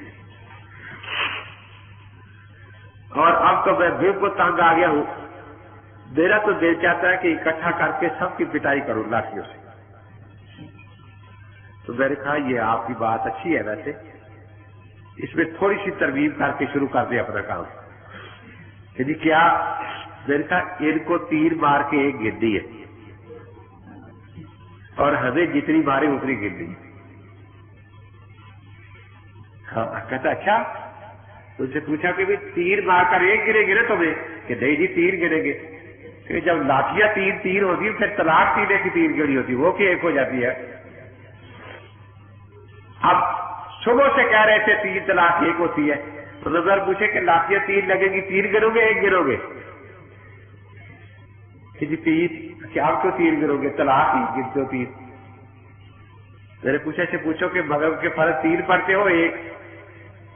کہ تیر اس کے ایک بھی کہتے ہو؟ کہ نہیں۔ پھر تیر کو ایک وہاں نہیں کہتے، یہاں کیسے کہتے ہو؟ تو مقصد یہ ہے کہ ایک تیر اور تین ایک، یہ بالکل عقیدہ غلط ہے، عقل کے خلاف ہے یہ چیز، بچے کی عقل بھی اس کو ماننے کے لیے تیار نہیں۔ اکبر الہ آبادی شاعر تھا نا، نئے انگریز آئے تھے تو اکثر نظمیں اس کی کالج کے لڑکوں کے خلاف ہوتی تھی۔ یہ ناداں گری کے غفلت ہوائے ذلت میں تر رہے ہیں، عقل نہیں ہے سمجھ نہیں ہے بنائے جاتے ہیں بن رہے۔ کسی کالج کا بانکا آ رہا ہے، دوپٹے کی طرح لہرا رہا ہے، رچی تبت سنو ہے تر بدن میں، دلہا لکھتا ہے فیشن کے کفن میں۔ اس انداز کی وہ نظمیں لکھتا تھا۔ یہ جب بے پردگی، تو یہ بھی اسی کی نظم تھی نا، بے پردہ نظر آئی مجھے چند بیویاں، بے پردہ نظر آئی مجھے چند بیویاں، اکبر زمین میں غیر پہ قومی سے گڑ گیا۔ پوچھا جو ان سے آپ کا پردہ کیا ہوا، کہنے لگی کہ عقل پہ مردوں کی پڑ گئی، کہ مردوں کی عقل پر پردہ پڑ گیا اس لیے ہمیں بے پردہ کر دیا انہوں نے۔ تو اس کے اشعار بڑے عجیب ہوتے تھے۔ تو ایک دن ایک انگریز کو ملنے گیا، تو کلاک لگا ہوا تھا، وہ جو گھنٹے دیتے، تو 3 بجے نا، تو بجائے 3 گھنٹوں کے 1 گھنٹی بجی۔ اس نے فوراً شعر بنایا، کہتا ہے تسلیس کے قائل نے کہا مجھ سے خدا ایک، تسلیس کے قائل نے کہا مجھ سے خدا ایک، تھی تیر پہ سوئی میری ہیبت سے بجائے۔ انگریز کہنے لگا کہ اکبر صاحب آپ خام خواہ ہر جگہ شاعری جھاڑنا شروع کر دیتے ہیں، یہ کلاس تو خراب ہے۔ تو کون کہتا ہے خراب ہے؟ کہ میں کہتا ہوں خراب ہے۔ اس کے خراب ہونے کی دلیل کیا ہے؟ کہ یہی کہ تیر کو ایک کہتا ہے، کہ پھر وہ مذہب کیوں خراب نہیں جو تیر کو ایک کہتا ہے اور ایک کو تیر کہتا ہے؟ اگر کلاس کے خراب ہونے کی یہی دلیل ہے تو یہی آپ کے مذہب کے خراب ہونے کی دلیل ہے۔ حضرت مولانا نانوتوی رحمۃ اللہ علیہ ایک اسٹیشن سے گاڑی میں سوار ہوئے، تو اسی ڈبے میں پادری سکاٹ بیٹھا، ان کا مشہور مناظر تھا۔ مولانا کو دیکھ کر وہ گھبرانے لگا، اب یہ کوئی بات شروع کر دیں گے۔ مولانا نے تھوڑی دیر کے بعد فرمایا کہ پادری صاحب میں نے طب بھی پڑھی ہوئی ہے، طب، تو اگر آپ اجازت دیں تو میں ذرا آپ کے سر کو معائنہ کرنا چاہتا ہوں۔ کر لیں۔ سر یوں جھکا دیا، مولانا کبھی یہاں انگلی رکھتے ہیں، کہیں یہاں سے دباتے ہیں، کبھی یہاں سے دباتے ہیں، دباتے رہے۔ تو پوچھا جی آپ کیا تلاش کر رہے ہیں؟ کہ وہ کھانا تلاش کر رہا ہوں جو خراب ہو گیا، ایک کو 3 کہتا ہے، 3 کو 1 کہتا ہے۔ اس دماغ میں کھانا خراب کون سا ہو گیا ہے جو 3 کو 1 اور 1 کو 3 کہتا ہے؟ ایک واقعہ اسی قسم کا تاریخ میں لکھا ہے کہ جب شروع میں یہ آئے تو مدراس میں انہوں نے اپنا مشن بنایا پہلا، تبلیغ وغیرہ شروع کی. تبلیغ ان کی کیا ہوتی ہے؟ اغوا ہوتا ہے نا، جیسے قادیانی نوکری یا چھوکری کا جھانسا دے کر مرزائی بناتے ہیں نا، تو یہ اغوا ہے، تبلیغ تو نہیں ہے نا. تو ایک ہندو مر گیا، اس کے چھوٹے چھوٹے 3 بچے تھے. یہ عیسائی ان کو اٹھا کے لیا گرجے میں، ان کی پرورش کی، ان کو عیسائی بنا لیا. چند سالوں کے بعد پیچھے سے کوئی انسپیکشن ٹیم آئی کہ پتہ کریں ہم لاکھوں روپے پادریوں کو بھیجتے کوئی کام بھی کرتے ہیں یا نہیں. تو آ گئے، جسے آ گئے جس وقت انسپیکٹر صاحب نے پوچھا کہ بھئی کوئی خداوند یسوع مسیح کی نئی بھیڑیں بھی بنی ہے. وہ بھیڑیں کہتے ہیں نا اپنے آپ کو، نئی بھیڑیں بھی بنی ہے. اس کا یہ 3 نئی بھیڑیں ہیں. اچھا، ان کو عیسائیت کا عقیدہ اچھی طرح سمجھا دیا ہے، ایمانیات کا عقیدہ سمجھا دیا. امتحان لے لو کہ جی لے لو. انسٹرکٹر جب آتا ہے تو بڑے نتیجے بنتے ہیں.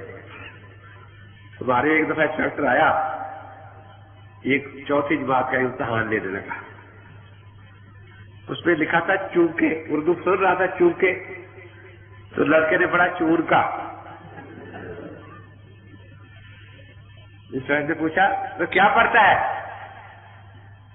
یہ چور کا.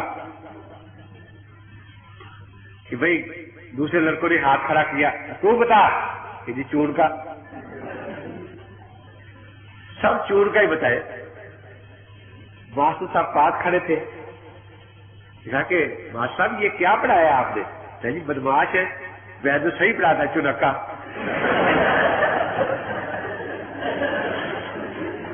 میں نے چنکا پڑھایا تھا، یہ سارے چور کا ہی بن رہے گا.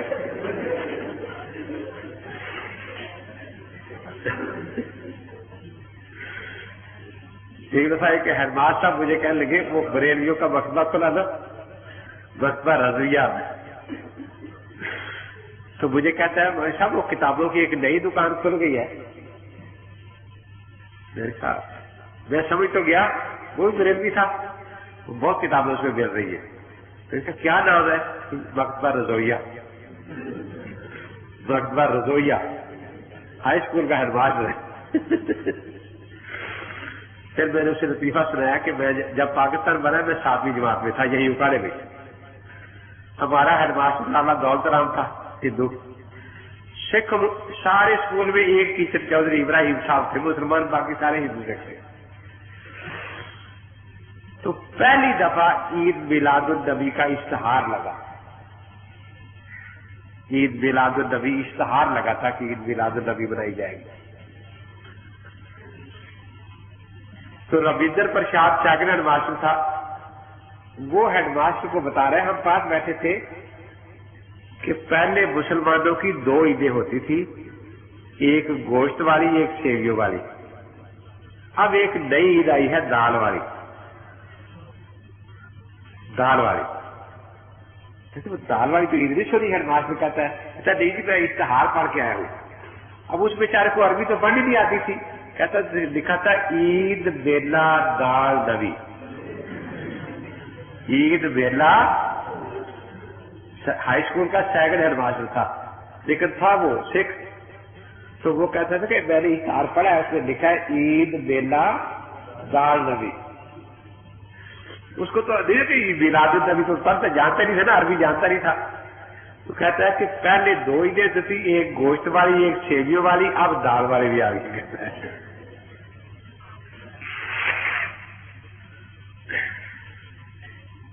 اس سے پہلے کیا بات چل رہی تھی؟ 3 لڑکوں والی. اب وہ انسٹرکٹر صاحب نے کہا کہ ذرا امتحان لے لیں. جی لے لو. پہلے کو بلایا کہ بھئی عیسائیت کا بنیادی عقیدہ کیا ہے؟ کہ جی باپ بیٹا رول کو 3 ایک میں، ایک 3 میں.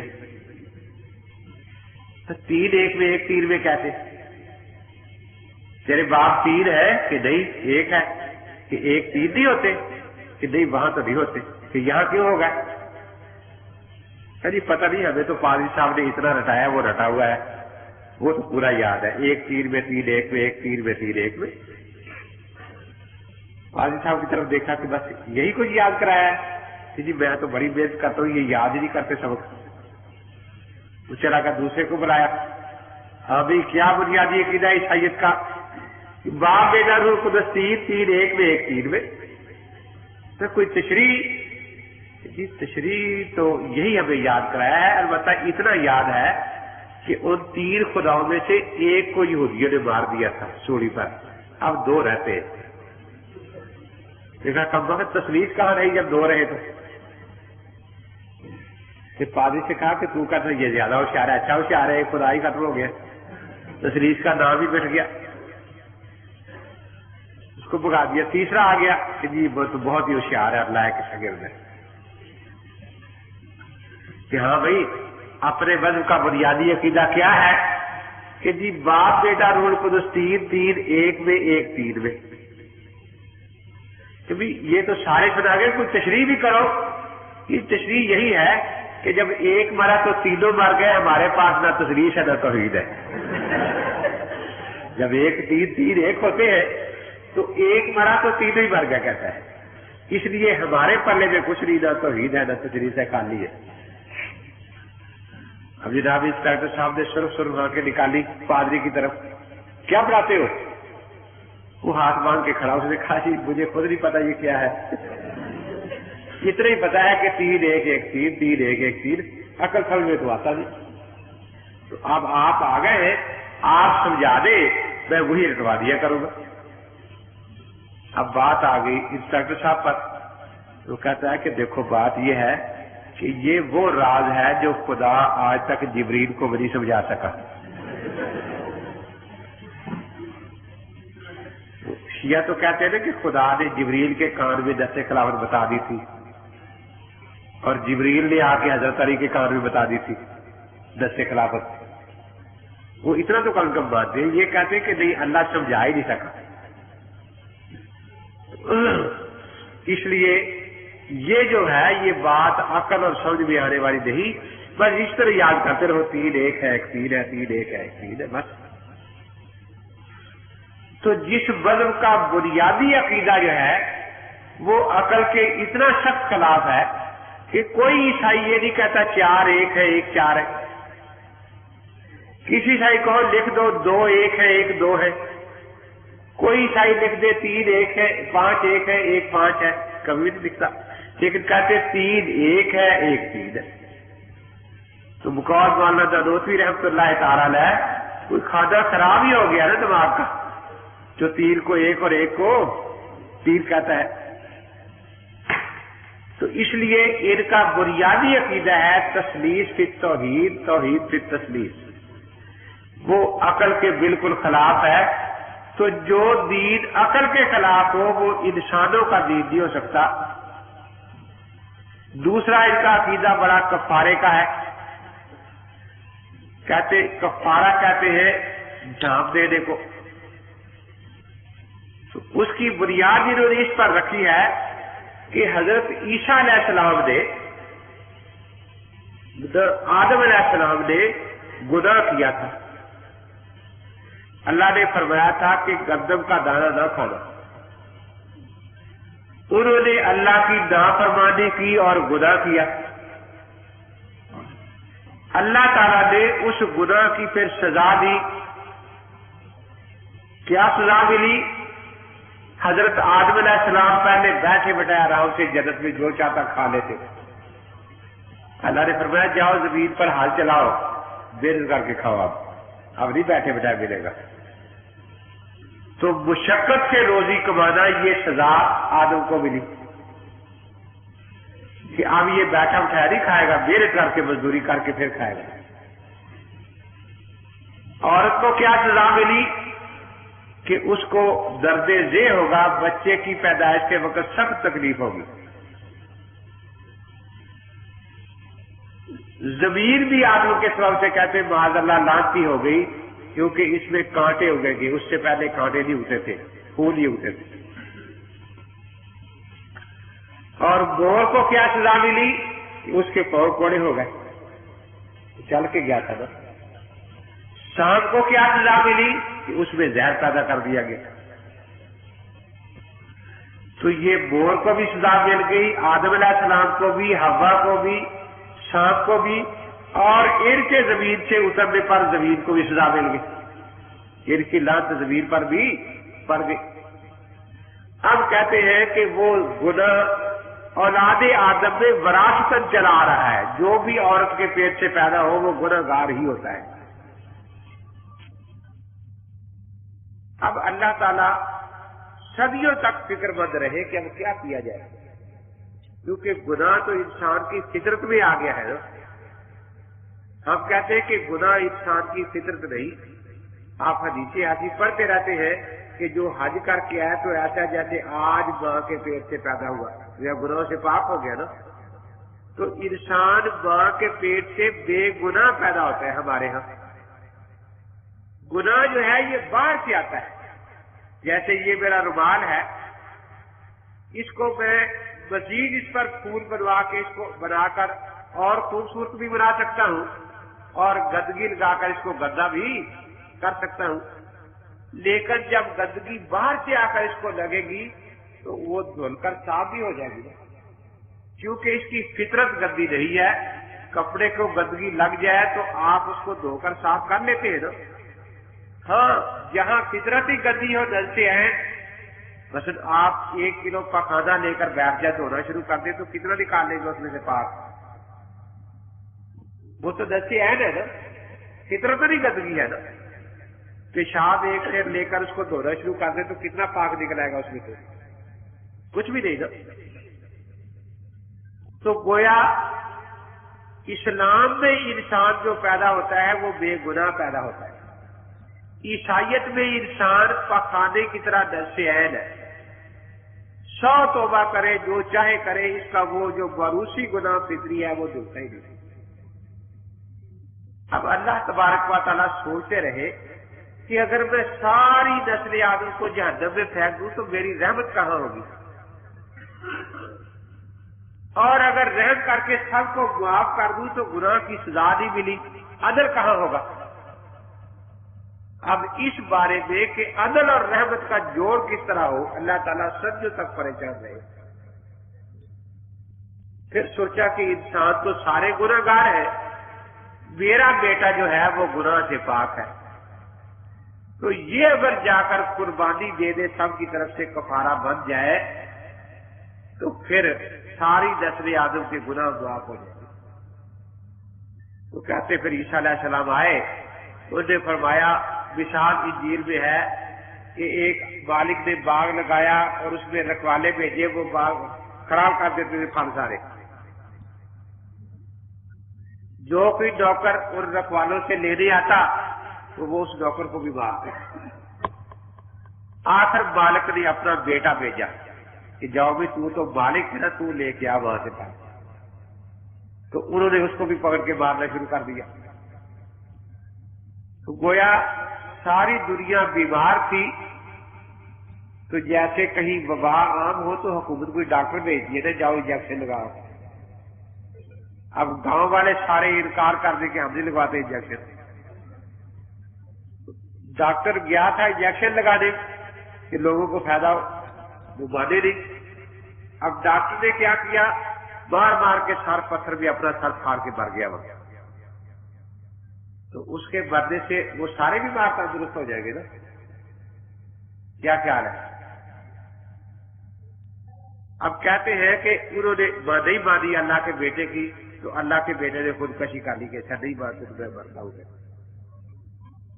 تو اللہ تعالیٰ نے وہ عیسیٰ علیہ السلام 3 دن پھر دوزخ میں رہے معاذ اللہ، صلیب پر مر کر، اور اس سے اللہ تعالیٰ نے سارے گناہ جو موروثی تھا اس کو معاف کر دیا۔ لیکن ہم پوچھتے کہ کہاں معاف ہوا، کوئی معافی کا اثر؟ کیونکہ گناہ کی سزا آدم علیہ السلام کو کیا ملی تھی کہ محنت مشقت سے کمائے گا، یہی تھی نا۔ تو اب عیسیٰ علیہ السلام کے صلیب پر مر جانے سے اگر گناہ معاف ہو گیا تو اب تو پھر سب کو جنت کی طرح بیٹھے بٹھائے ملنا چاہیے نا۔ چلو ہمیں نہ ملتا، عیسائیوں کو تو ملتا نا،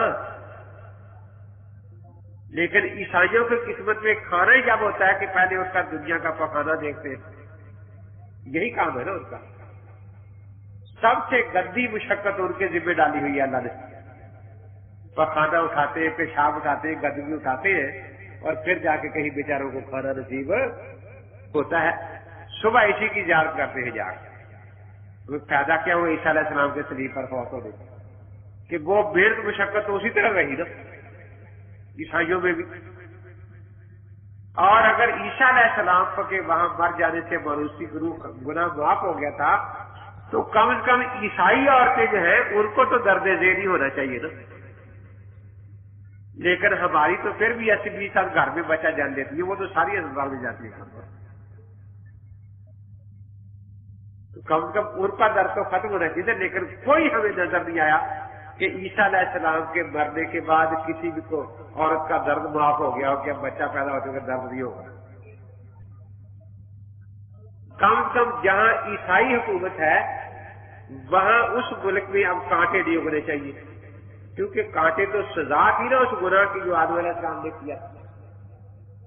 लेकिन आप मुल्क फिर कर देखें, उनके मुल्कों में सिवाय कांटों और पत्थरों के कुछ होता है नहीं। गदर तो यहां से ले जाकर खाते सब वक्त।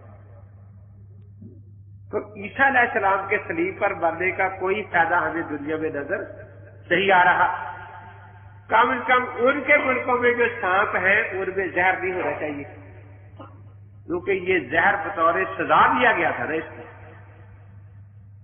तो चलो हमारे मुल्कों के सांप सजा सही, उन पर ईसा अलैहिस्सलाम के सलीब का असर नहीं पड़ा, ईसाई मुल्कों में तो पड़ना चाहिए ये नहीं। या कम से कम जो सांप गिरजे में रहता है उसमें तो जहर न हो ना। सारे सांप इकट्ठे करके पादरी के घर फेंकाना चाहिए, ये भी कम से कम तुझ पर तो असर हो जाएगा ना। नहीं होगा ना, क्योंकि सांप का जहर खत्म हो गया है, ईसा अलैहिस्सलाम सलीब पर फौत हो गए। और कम से कम उन इलाकों में जो गोर है उनके पांव खराब नहीं होने चाहिए। लेकिन किसी एक गोर की सजा माफ नहीं हुई, किसी और एक औरत की दर्द जेब माफ नहीं हुई, किसी एक मर्द की मुशक्कत माफ नहीं हुई, किसी एक सांप का जहर खत्म नहीं हुआ, तो हम कैसे माने कि ईसा अलैहिस्सलाम के सलीब पर मरने से मरूसी गुनाह की सजा खत्म हुई? फिर ये भी अकल के खिलाफ है। कुरान पाक ने भी यही बताया है, ला ताज़िरो वाज़िरतुन विज़रा उखरा, कोई दूसरे का बोझ नहीं उठाएगा। और हिजकील नबी की किताब में भी यही है कि अगर बेटा खट्टे अंगूर खाएगा तो बाप के दांत खट्टे नहीं होंगे, जो खट्टे अंगूर खाएगा उसी के दांत खट्टे होंगे। बाप के गुनाह में बेटा या बेटे के गुनाह में बाप नहीं पकड़ा जाएगा। जो जान गुनाह करती है वही मरेगी। अब आप अंदाजा लगाएं कि गुनाह ईसाई पादरी करे और सजा ईसा अलैहिस्सलाम को मिले। पंजाबी कहते ना, खाण पीण नूं बांदरी डंडे खाण नूं रिछ, खाण पीण नूं बांदरी डंडे खाण नूं रिछ। जिना करे पादरी सजा मिले ईसा अलैहिस्सलाम को, चोरी करे पादरी सजा मिले ईसा अलैहिस्सलाम को। अजीब बात है कि जी ये कफारा हो गया है सारी दुनिया के गुनाहों का। यही बात सही है नहीं कि करे कोई मरे कोई। इस पर किसी ने अजीब वाक्य लिखा है कि एक चोर चोरी करने गया कहीं, तो कच्चे मकान होते हैं लोगों के, तो वो जो उसने ढक्कन लगाई ना तो दीवार गिर गई, कमजोर थी, वो बेचारा मुश्किल से बचा। लेकिन दीवार की आवाज से लोग उठ बैठे, उसको पकड़ लिया बाल से, पकड़कर बादशाह के पास ले गए। देखा तू चोरी करने आया था, जिस सजा मिलनी चाहिए बिल्कुल मिलनी चाहिए। लेकिन एक बात मेरी सुन ले कि मैं भी तो आपके मुल्क का शहरी हूं ना, मेरी जान की कीमत है या नहीं?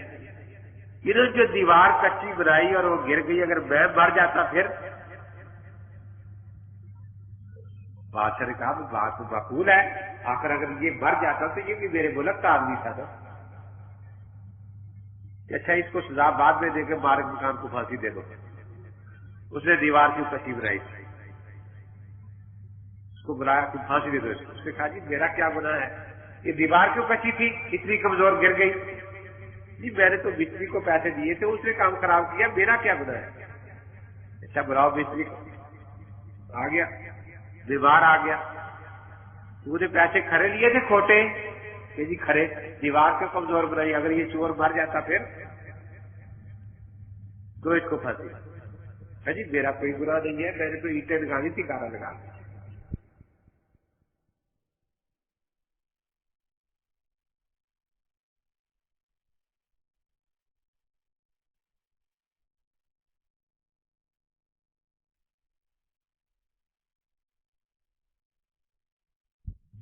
یہ گارے والے کا گناہ، اس نے گارا کچا رکھا تھا، پتلا رکھا، تو اس لیے دیوار کمزور رہی۔ اچھا بلاؤ گارے والے کو۔ وہ آ گیا کہ تو نے گارا پتلا بنایا اور یہ دیوار گر گئی، اگر یہ چور مر جاتا پھر؟ جی میرا تو کوئی قصور نہیں ہے، وہ باشی کا قصور ہے، اس نے پانی زیادہ ڈال دیا۔ اچھا باشی کو بلا لو۔ باشی آ گیا کہ تو نے پانی کیوں زیادہ ڈالا تھا، یہ دیوار کچی رہی گر گئی، اگر چور مر جاتا پھر؟ اس نے کہا جی یہ سارے دیواریں بنی ہوئی ہے، میں ہی گارا بناتا تھا، پانی ڈالتا تھا، اس دن میں پانی تو تھوڑا تھوڑا تو اس کو پھنسی۔ جی میرا کوئی گناہ نہیں ہے، میں نے تو اینٹیں لگانی تھی، گارا لگا۔ یہ گارے والے کا گناہ، اس نے گارا کچا رکھا تھا، پتلا رکھا، تو اس لیے دیوار کمزور رہی۔ اچھا بلاؤ گارے والے کو۔ وہ آ گیا کہ تو نے گارا پتلا بنایا اور یہ دیوار گر گئی، اگر یہ چور مر جاتا پھر؟ جی میرا تو کوئی قصور نہیں ہے، وہ باشی کا قصور ہے، اس نے پانی زیادہ ڈال دیا۔ اچھا باشی کو بلا لو۔ باشی آ گیا کہ تو نے پانی کیوں زیادہ ڈالا تھا، یہ دیوار کچی رہی گر گئی، اگر چور مر جاتا پھر؟ اس نے کہا جی یہ سارے دیواریں بنی ہوئی ہے، میں ہی گارا بناتا تھا، پانی ڈالتا تھا، اس دن میں پانی تو تھوڑا تھوڑا ڈال رہا تھا۔ شہزادہ ہاتھی پر سوار آ رہا تھا اور ہاتھی اس سے بے قابو ہو گیا، وہ میری طرف بھاگا تو میرا ہاتھ بس چھوٹ گئی، سارا پانی گر گیا اس میں۔ شہزادے کا قصور ہے، بلاؤ شہزادے کو۔ تو ہاتھی پر سوار تھا؟ جی ہاں۔ اگر ہاتھی تیرے قابو میں نہیں تھا تو کیوں سوار ہوا؟ اب دیکھو سارا قصور تیرا ہے، تیری وجہ سے دیوار کچی رہی اور گر گئی، اگر یہ چور مر جاتا پھر؟ دیکھا جی میں روز ہی ہاتھی پر چڑھتا ہوں، اس سے بیاہ تھوڑا چڑھا تھا، پھر بے قابو کیوں ہاتھی؟ کہ وہ جو چوری تھی نا جھاڑو دے رہی کم وقت، اس نے زور سے یوں جھاڑو مارا، ہاتھی ڈر گیا۔ کہتے اچھا اس کا سرپا لاؤ پکڑ کر اس کو پکڑنا ہے، دبلی پتلی تھی بالکل بوڑھی، اب اس کو کوئی بہانا نہ آئے، وہ بادشاہ نے کہا کہ اس کو پھانسی دے دو، جا چور کا فیصلہ بعد میں ہوگا۔ اس کو لے گئے، اس کے پھانسی کا پٹے کا کوئی طریقہ تھا، وہ ذرا بڑا تھا، اس کی گردن پتلی، وہ پھٹنا ہے اس میں۔ بادشاہ بار بار پیغام بھیجے کہ پھانسی ہو گئی یا نہیں، کہ نہیں، کیا بات ہے کہ جس کی گردن پتلی ہے، کہ اچھا موٹی گردن والے مر گئے ہیں، کوئی موٹی گردن والا پکڑ لو۔ تو ایک گرو اور چیلا وہاں رہتے تھے،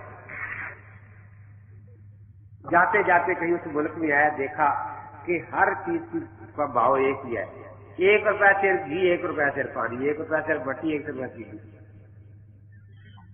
تو چیلے نے کہا کہ چلو گھی سستا ہے یہاں، 4 دن کھائیں گے، مزے کریں گے۔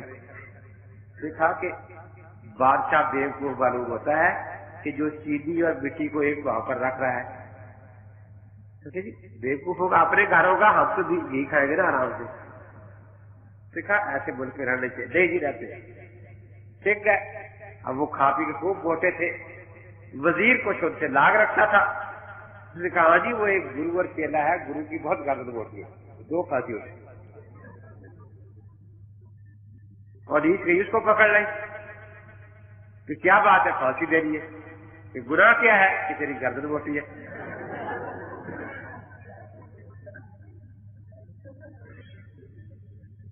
آخر گرو نے چیلے سے کہا کہ کم وقت میں تجھے کہتا نہیں تھا ایسے گرو بنے کہ دیوکو بادشاہ یہ مزہ چکھا نا. بادشاہ نے کہا دے دو پھانسی. اس نے کہا جی میں نے آخری وصیت اپنے چیلے کو کرنی ہے, اس کے کان میں کر لو.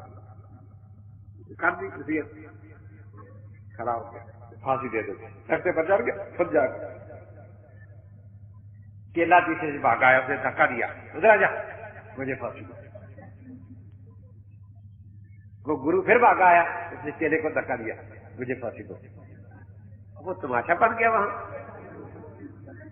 اب بادشاہ بار بار پوچھے بھی پھانسی ہو گئی کہ نہیں, کیوں نہیں ہوئی؟ اب تو گردن پوری تھی. گردن تو پوری ہے لیکن وہ گرو کہتا ہے مجھے پھانسی دو, چیلا کہتا ہے مجھے دو. بادشاہ کہتا ہے یہ عجیب بات ہے, کوئی موت کے لیے بھی خود تیار ہوتا ہے. جی وہ تو یہی تو ہو رہا ہے. وہ آگے کھڑا ہوتا ہے, مجھ کے گلے میں پڑا ڈالے, تو پیچھے دوسرا آتا ہے, وہ دھکا دیتا ہے, مجھے پھانسی دو. پھر وہ آتا کہتا ہے آج کرنے کا دیکھ کے بغیر یقین نہیں کرتے. وہ گیا, مجھے ڈرامہ چل رہا تھا, وہ اسے دھکا دے, ہر ادھر مجھے پھانسی دو. وہ پیچھے سے ہر ادھر مجھے پھانسی دو.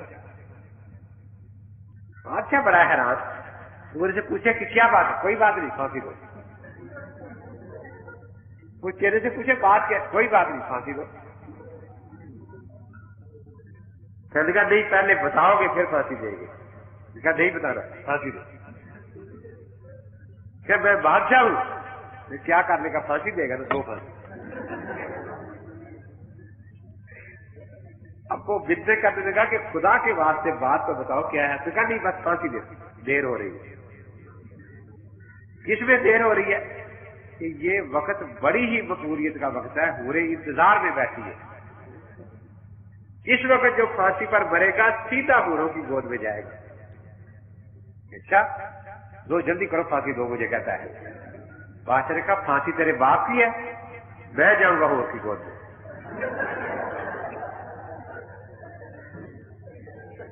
وہ اسے دھکے دے, ادھر آؤ مجھے پھانسی دو. بادشاہ کہا نہیں تیرے باپ کی پھانسی ہے, مجھے ضرورت نہیں ہو رہا کی. بادشاہ نے کہا دو, کوئی پھانسی دو. بادشاہ کو پھانسی دے دی.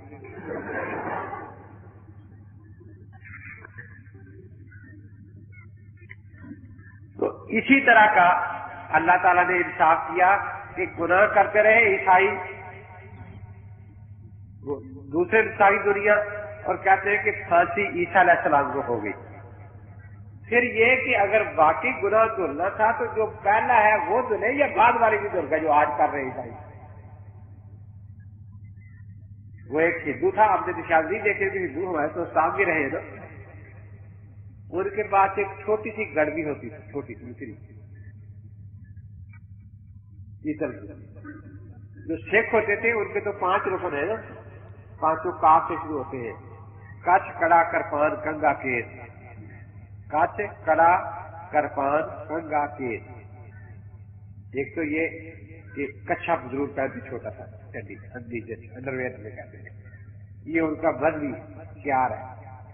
کڑا, ایک لوہے کا کڑا ہاتھ میں ڈالتے ہیں. کرپان, چھوٹی سی تلوار ہوتی ہے, کسی نے یہاں لگائی ہوتی ہے, کسی نے سامنے ٹانکی ہوتی ہے. یہ ان کا بدلی شعار ہے, پہچان ہے, ضرور رکھتے ہیں. کنگا ایک رکھتے, چھوٹا سا کنگا یہاں ہر کیس, پورے جسم پر بال رکھتے ہیں, پورے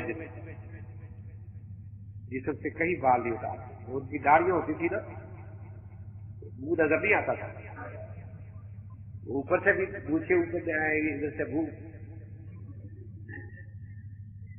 ایک دن بچہ کہنے کا اب بھی دادا جی کا منہ ہی نہیں ہے. تو یوں اوپر اٹھائی پوچھے یہ کیا ہے.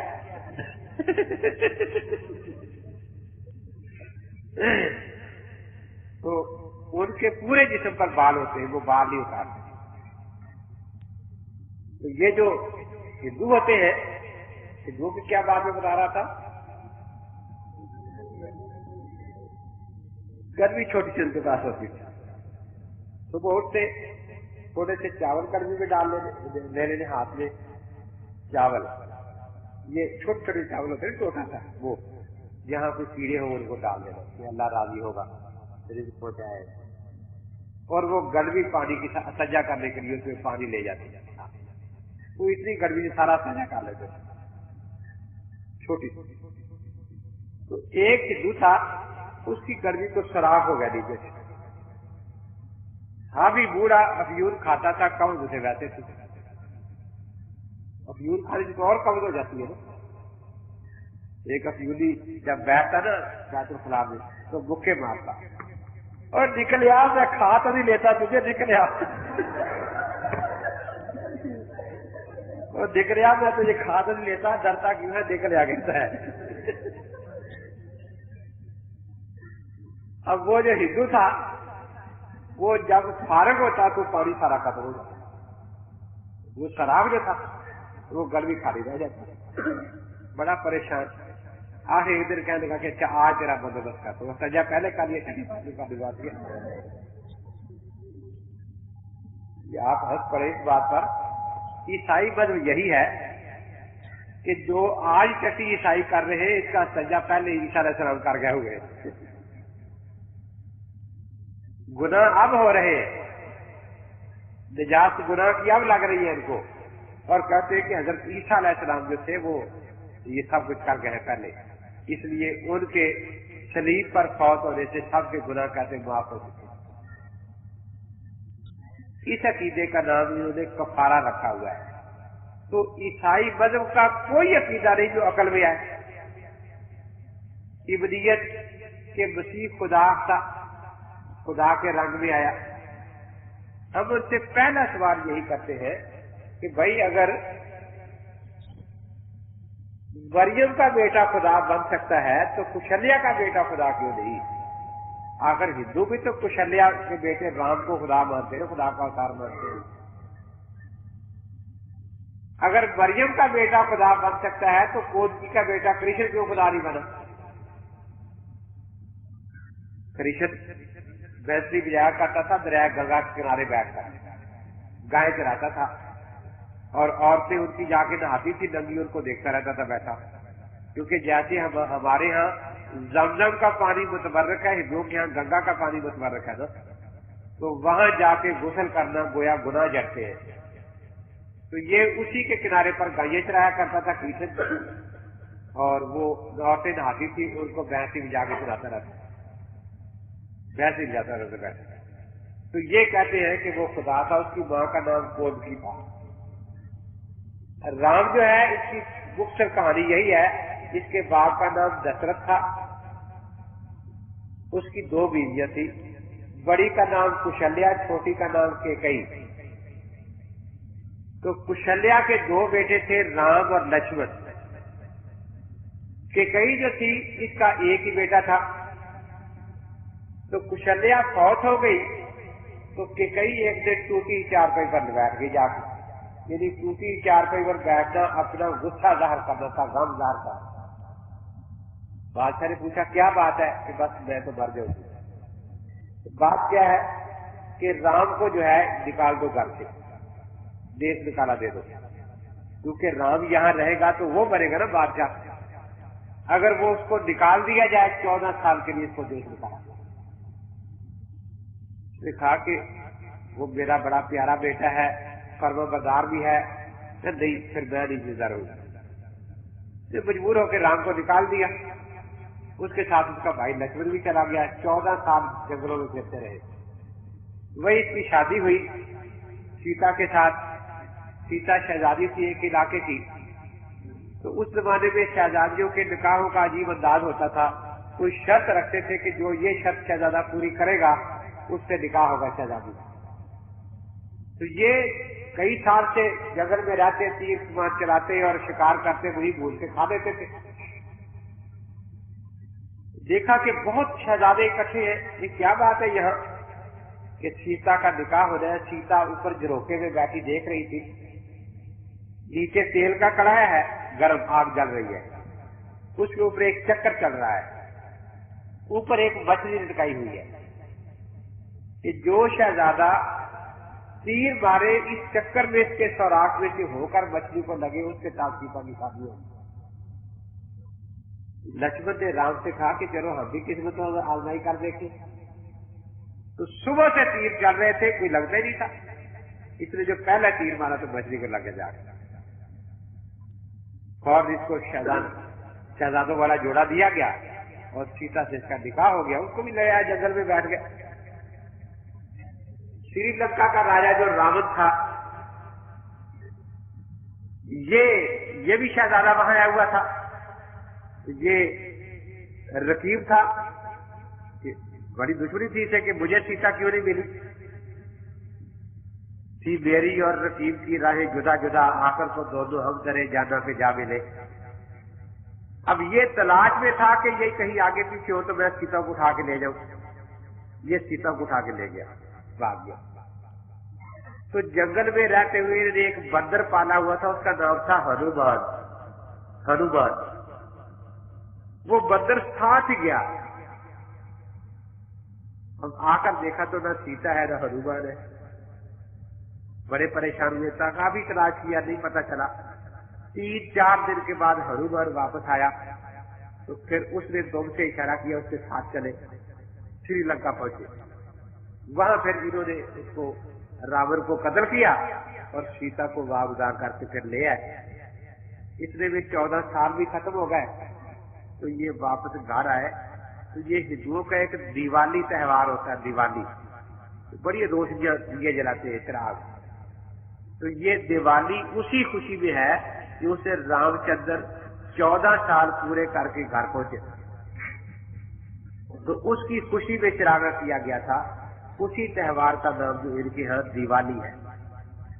تو وہ بیچارہ ساری عمر جنگلوں میں پھرتا رہا، کہ نے اٹھا کے خدا بنا مان لیا کہ یہ خدا ہے۔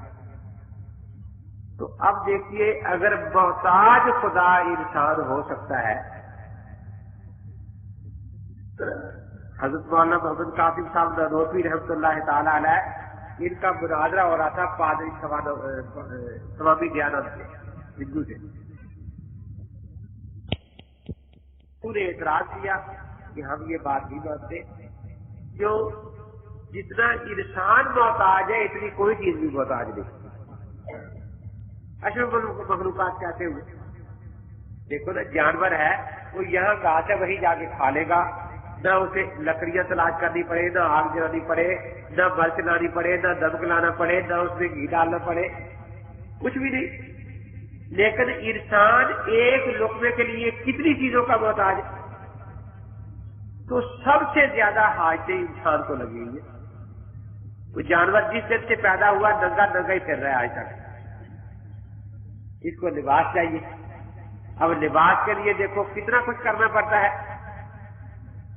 یہاں حضرت مرزا مسعود جان جانا رحمت اللہ کا واقعی آپ کو سنا دے، بہت نازک مزاج بزرگ تھے، بازار میں گزرتے تو کہیں سامان بے ترتیبہ پڑا ہوتا تو سر میں درد شروع ہو جاتا، اتنے نازک مزاج تھے۔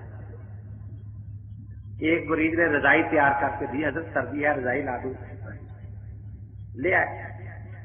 صبح وہ آیا کہ حضرت رات خوب سوئے ہوں گے، دعا دیں گے۔ صبح پہنچے تو آنکھیں سرخ تھی، حضرت رضائی اچھی تھی، کیا اچھی تھی؟ خاک اچھی تھی، ساری رات نیند نہیں آئی۔ حضرت کیا بات تھی؟ کہ وہ جو اس میں ٹانکے لگے تو وہ غلط تھا، ایک ٹانکہ نیند نہیں آئی کیا؟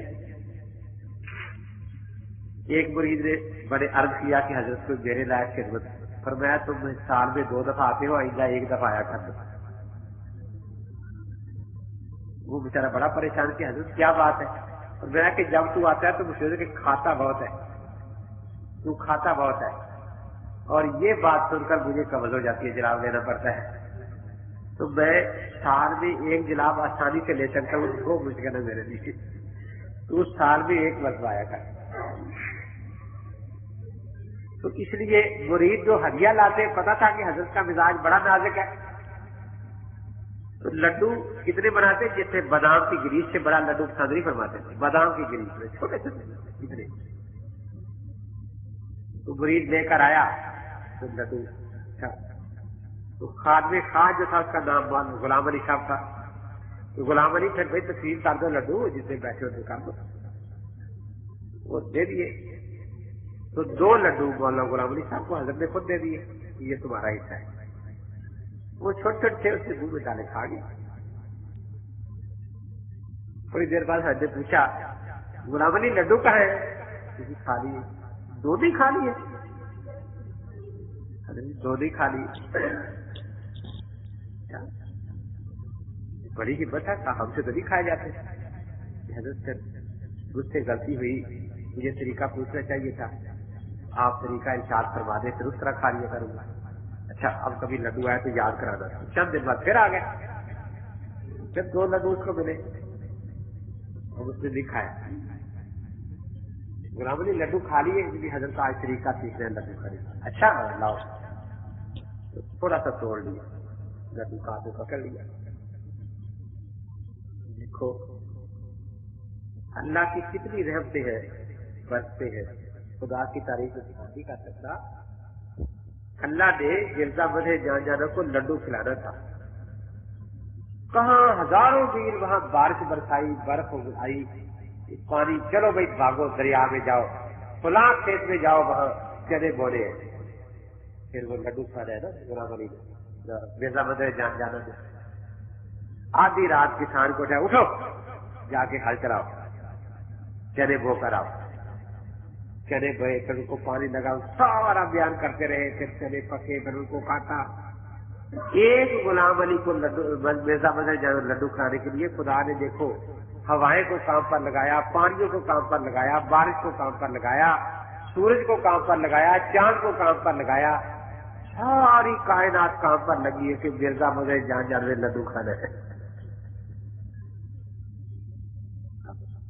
اس کے بعد وہ سارا پھر جناب حلوائی اٹھا ہے، حلوائی بیٹھا ہے.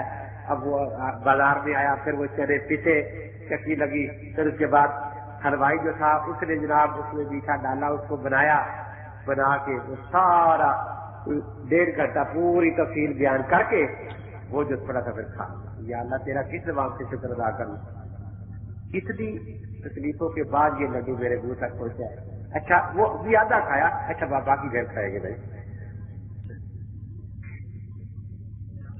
ایک دن کسی نے پوچھا کہ حضرت اللہ والوں کو سوکھی میٹھی بھی مل جائے نا تو یہ اللہ کا بڑا ہی شکریہ ادا کرتے کھاتے ہیں، اور یہ جو امیر لوگ ہیں ان کو 10 کھانے ہوتے ہیں پھر بھی ان کا داغ ٹھیک نہیں ہوتی، اور دوسرا چیز لیا کرتے ہیں. فرماتے ہیں کہ اللہ والے کو جب کوئی چیز ملتی ہے کھانے کے لیے تو وہ سمجھتا ہے کہ میں تو اس کے لائق بھی نہیں تھا، اللہ کی عبادت میں بڑی کوتاہیاں مجھ سے ہوئی ہے. تو یہ جو کچھ بھی ملا ہے یہ اللہ کا انعام ہے، اللہ کا انعام. اور اس لیے وہ اس کو خدا کی نعمت سمجھتا ہے. پھر مثال دی کہ دیکھو تمہارا دل چاہے خربوزہ کھانے کو، ایک یہ ہے کہ بازار میں جاؤ خربوزہ کھا لو تو دل کی چاہت پوری ہوگی نا، خربوزے کا لطف آ گیا نا. اور ایک یہ ہے کہ بڑا دل چاہ رہا تھا خربوزہ کھانے کو اور کسی ایسے دوست نے محبوب نے خربوزہ بھیجا جس سے بڑی محبت تھی، تو اس خربوزے میں 2 مزے ہو گئے، ایک خربوزے کا اور ایک اس نسبت کا کہ دیکھو بھی وہ دل میں ہمیں یاد رکھتا ہے اس لیے تو ہمیں یہ تحفہ بھیجا ہے نا. یہ بازار والے خربوزوں میں یہ چیز ہے. تو جب اللہ والے وہ چیز کھاتے ہیں تو یہ نہیں دیکھتے کہ ہے کیا چیز، یہ کہ ہے کس کا طرف سے تحفہ. اس لیے ان کی زبان سے کلمہ شکر نکلتا ہے. اور یہ امیر لوگ جب کھاتے ہیں تو پتہ نہیں اس میں کتنے بیواؤں کا حصہ قبول کیا ہوتا ہے، انہوں نے کتنے یتیموں کا قبول کیا ہوتا ہے، اور اس میں کتنے یتیموں کی ہیں، کتنے بیواؤں کا خون بھرا ہوتا ہے. تو اس کے کھانے سے اللہ کے شکر کی توفیق کیسے ہوگی؟ وہ تو دل کو اور سرد کرے گا نا کھانا زیادہ. حضرت حسیب العبد نے لطیفہ لکھا ہے نا کہ ایک پٹھان کھانا کھا رہا تھا تو سارے پٹھان ایسے کئی ناراض ہو جاتے ہیں کہ ہمارا نام لیتے ہیں. کئی کھانے رکھے ہوئے نقص نکال رہا تھا، یہ ہے ایک بیچارہ غریب دیہاتی آ گیا، اس نے 1 پیسے کی دال لی، 1 پیسے کی روٹی وہ ساتھ لایا، بھوک لگی تھی، 1 لقمہ منہ میں ڈالتا ہے، الحمدللہ یا اللہ تیرا شکر ہے، یا اللہ تیرا شکر ہے۔ وہ پٹھان دیتے نا چاقو نکال کے کھڑا ہو گیا، کہتا اب کر شکر اللہ کا۔ تم لوگوں نے تو خدا کو معاذ اللہ متکبر کہتا کر رکھا ہے کہ سوکھی روٹی کھا کے شکر ہے شکر ہے شکر ہے۔ میں نے 10 کھانے کھانے ہیں، بجائے میں شکر کروں گا اللہ کا؟ میں بالکل نہیں کروں گا کہ تمہاری وجہ سے معاذ اللہ اللہ تعالیٰ کو تکبر اور غرور زیادہ آ گیا ہے کہ سوکھی روٹی کھا کے شکر کرتے کہتے۔ حضرت مرزا بدر جان جانا رحمۃ اللہ علیہ اتنے نازک مزاج بزرگ تھے، لیکن ان کی بیوی جو تھی نہایت اکثر تھی۔ عصر کے بعد کسی مرید کو بھیجے کہ دروازے سے پوچھا ہو کہ کیا چاہیے، یہ چیز گھر دے آؤ۔ وہ ایک خاص ملازم مقرر تھا، اسے تاکید کی تھی کہ وہ جو کچھ بھی کہے مجھے نہیں آ کے بتانا، وہ گالیاں دیتی خوب اس کو بھی اور پیر کو بھی۔ ایک دن وہ جو خاص ملازم کہیں گیا ہوا تھا تو کسی کسان کو بھیجا تو میں نے پوچھا، وہ جب واپس آیا تو اس کا رنگ ہی بدلا ہوا۔ کیا بات ہے کہ بات کیا ہے؟ وہ پیر چور تیری بیوی تھا تو میں چھوڑ کر آ گیا، پر میں ایک ٹانگ پڑتا اسی ٹانگ رکھ کے چیز کے اس کو آتا ٹکڑے کر کے آتا، گالیاں بکتی تھی۔ اب وہ بات سب کے سامنے اس نے کی تو مریضوں نے درخواست کی کہ حضرت اس کو کوئی کرامت ہی دکھائے کہ اچھا کہتے وہ ماننے والی دیکھی۔ ایک دن کرامت اڑے اور وہ چکر لگا رہے تھے دکان کے ارد گرد اوپر اوپر۔ جب گھر گئے تو بیوی نے کہا تو بھی ولی بنا پھرتا ہے، آج میں نے ولی دیکھا اوپر اڑ رہا، دیکھا کہ ہاں تو میں ہی تھا۔ اچھا میں بھی سر سمجھیے کیڑا کیڑا بھی اڑ رہا ہے، اڑنے کا طریقہ ہی نہیں ہے کہتے۔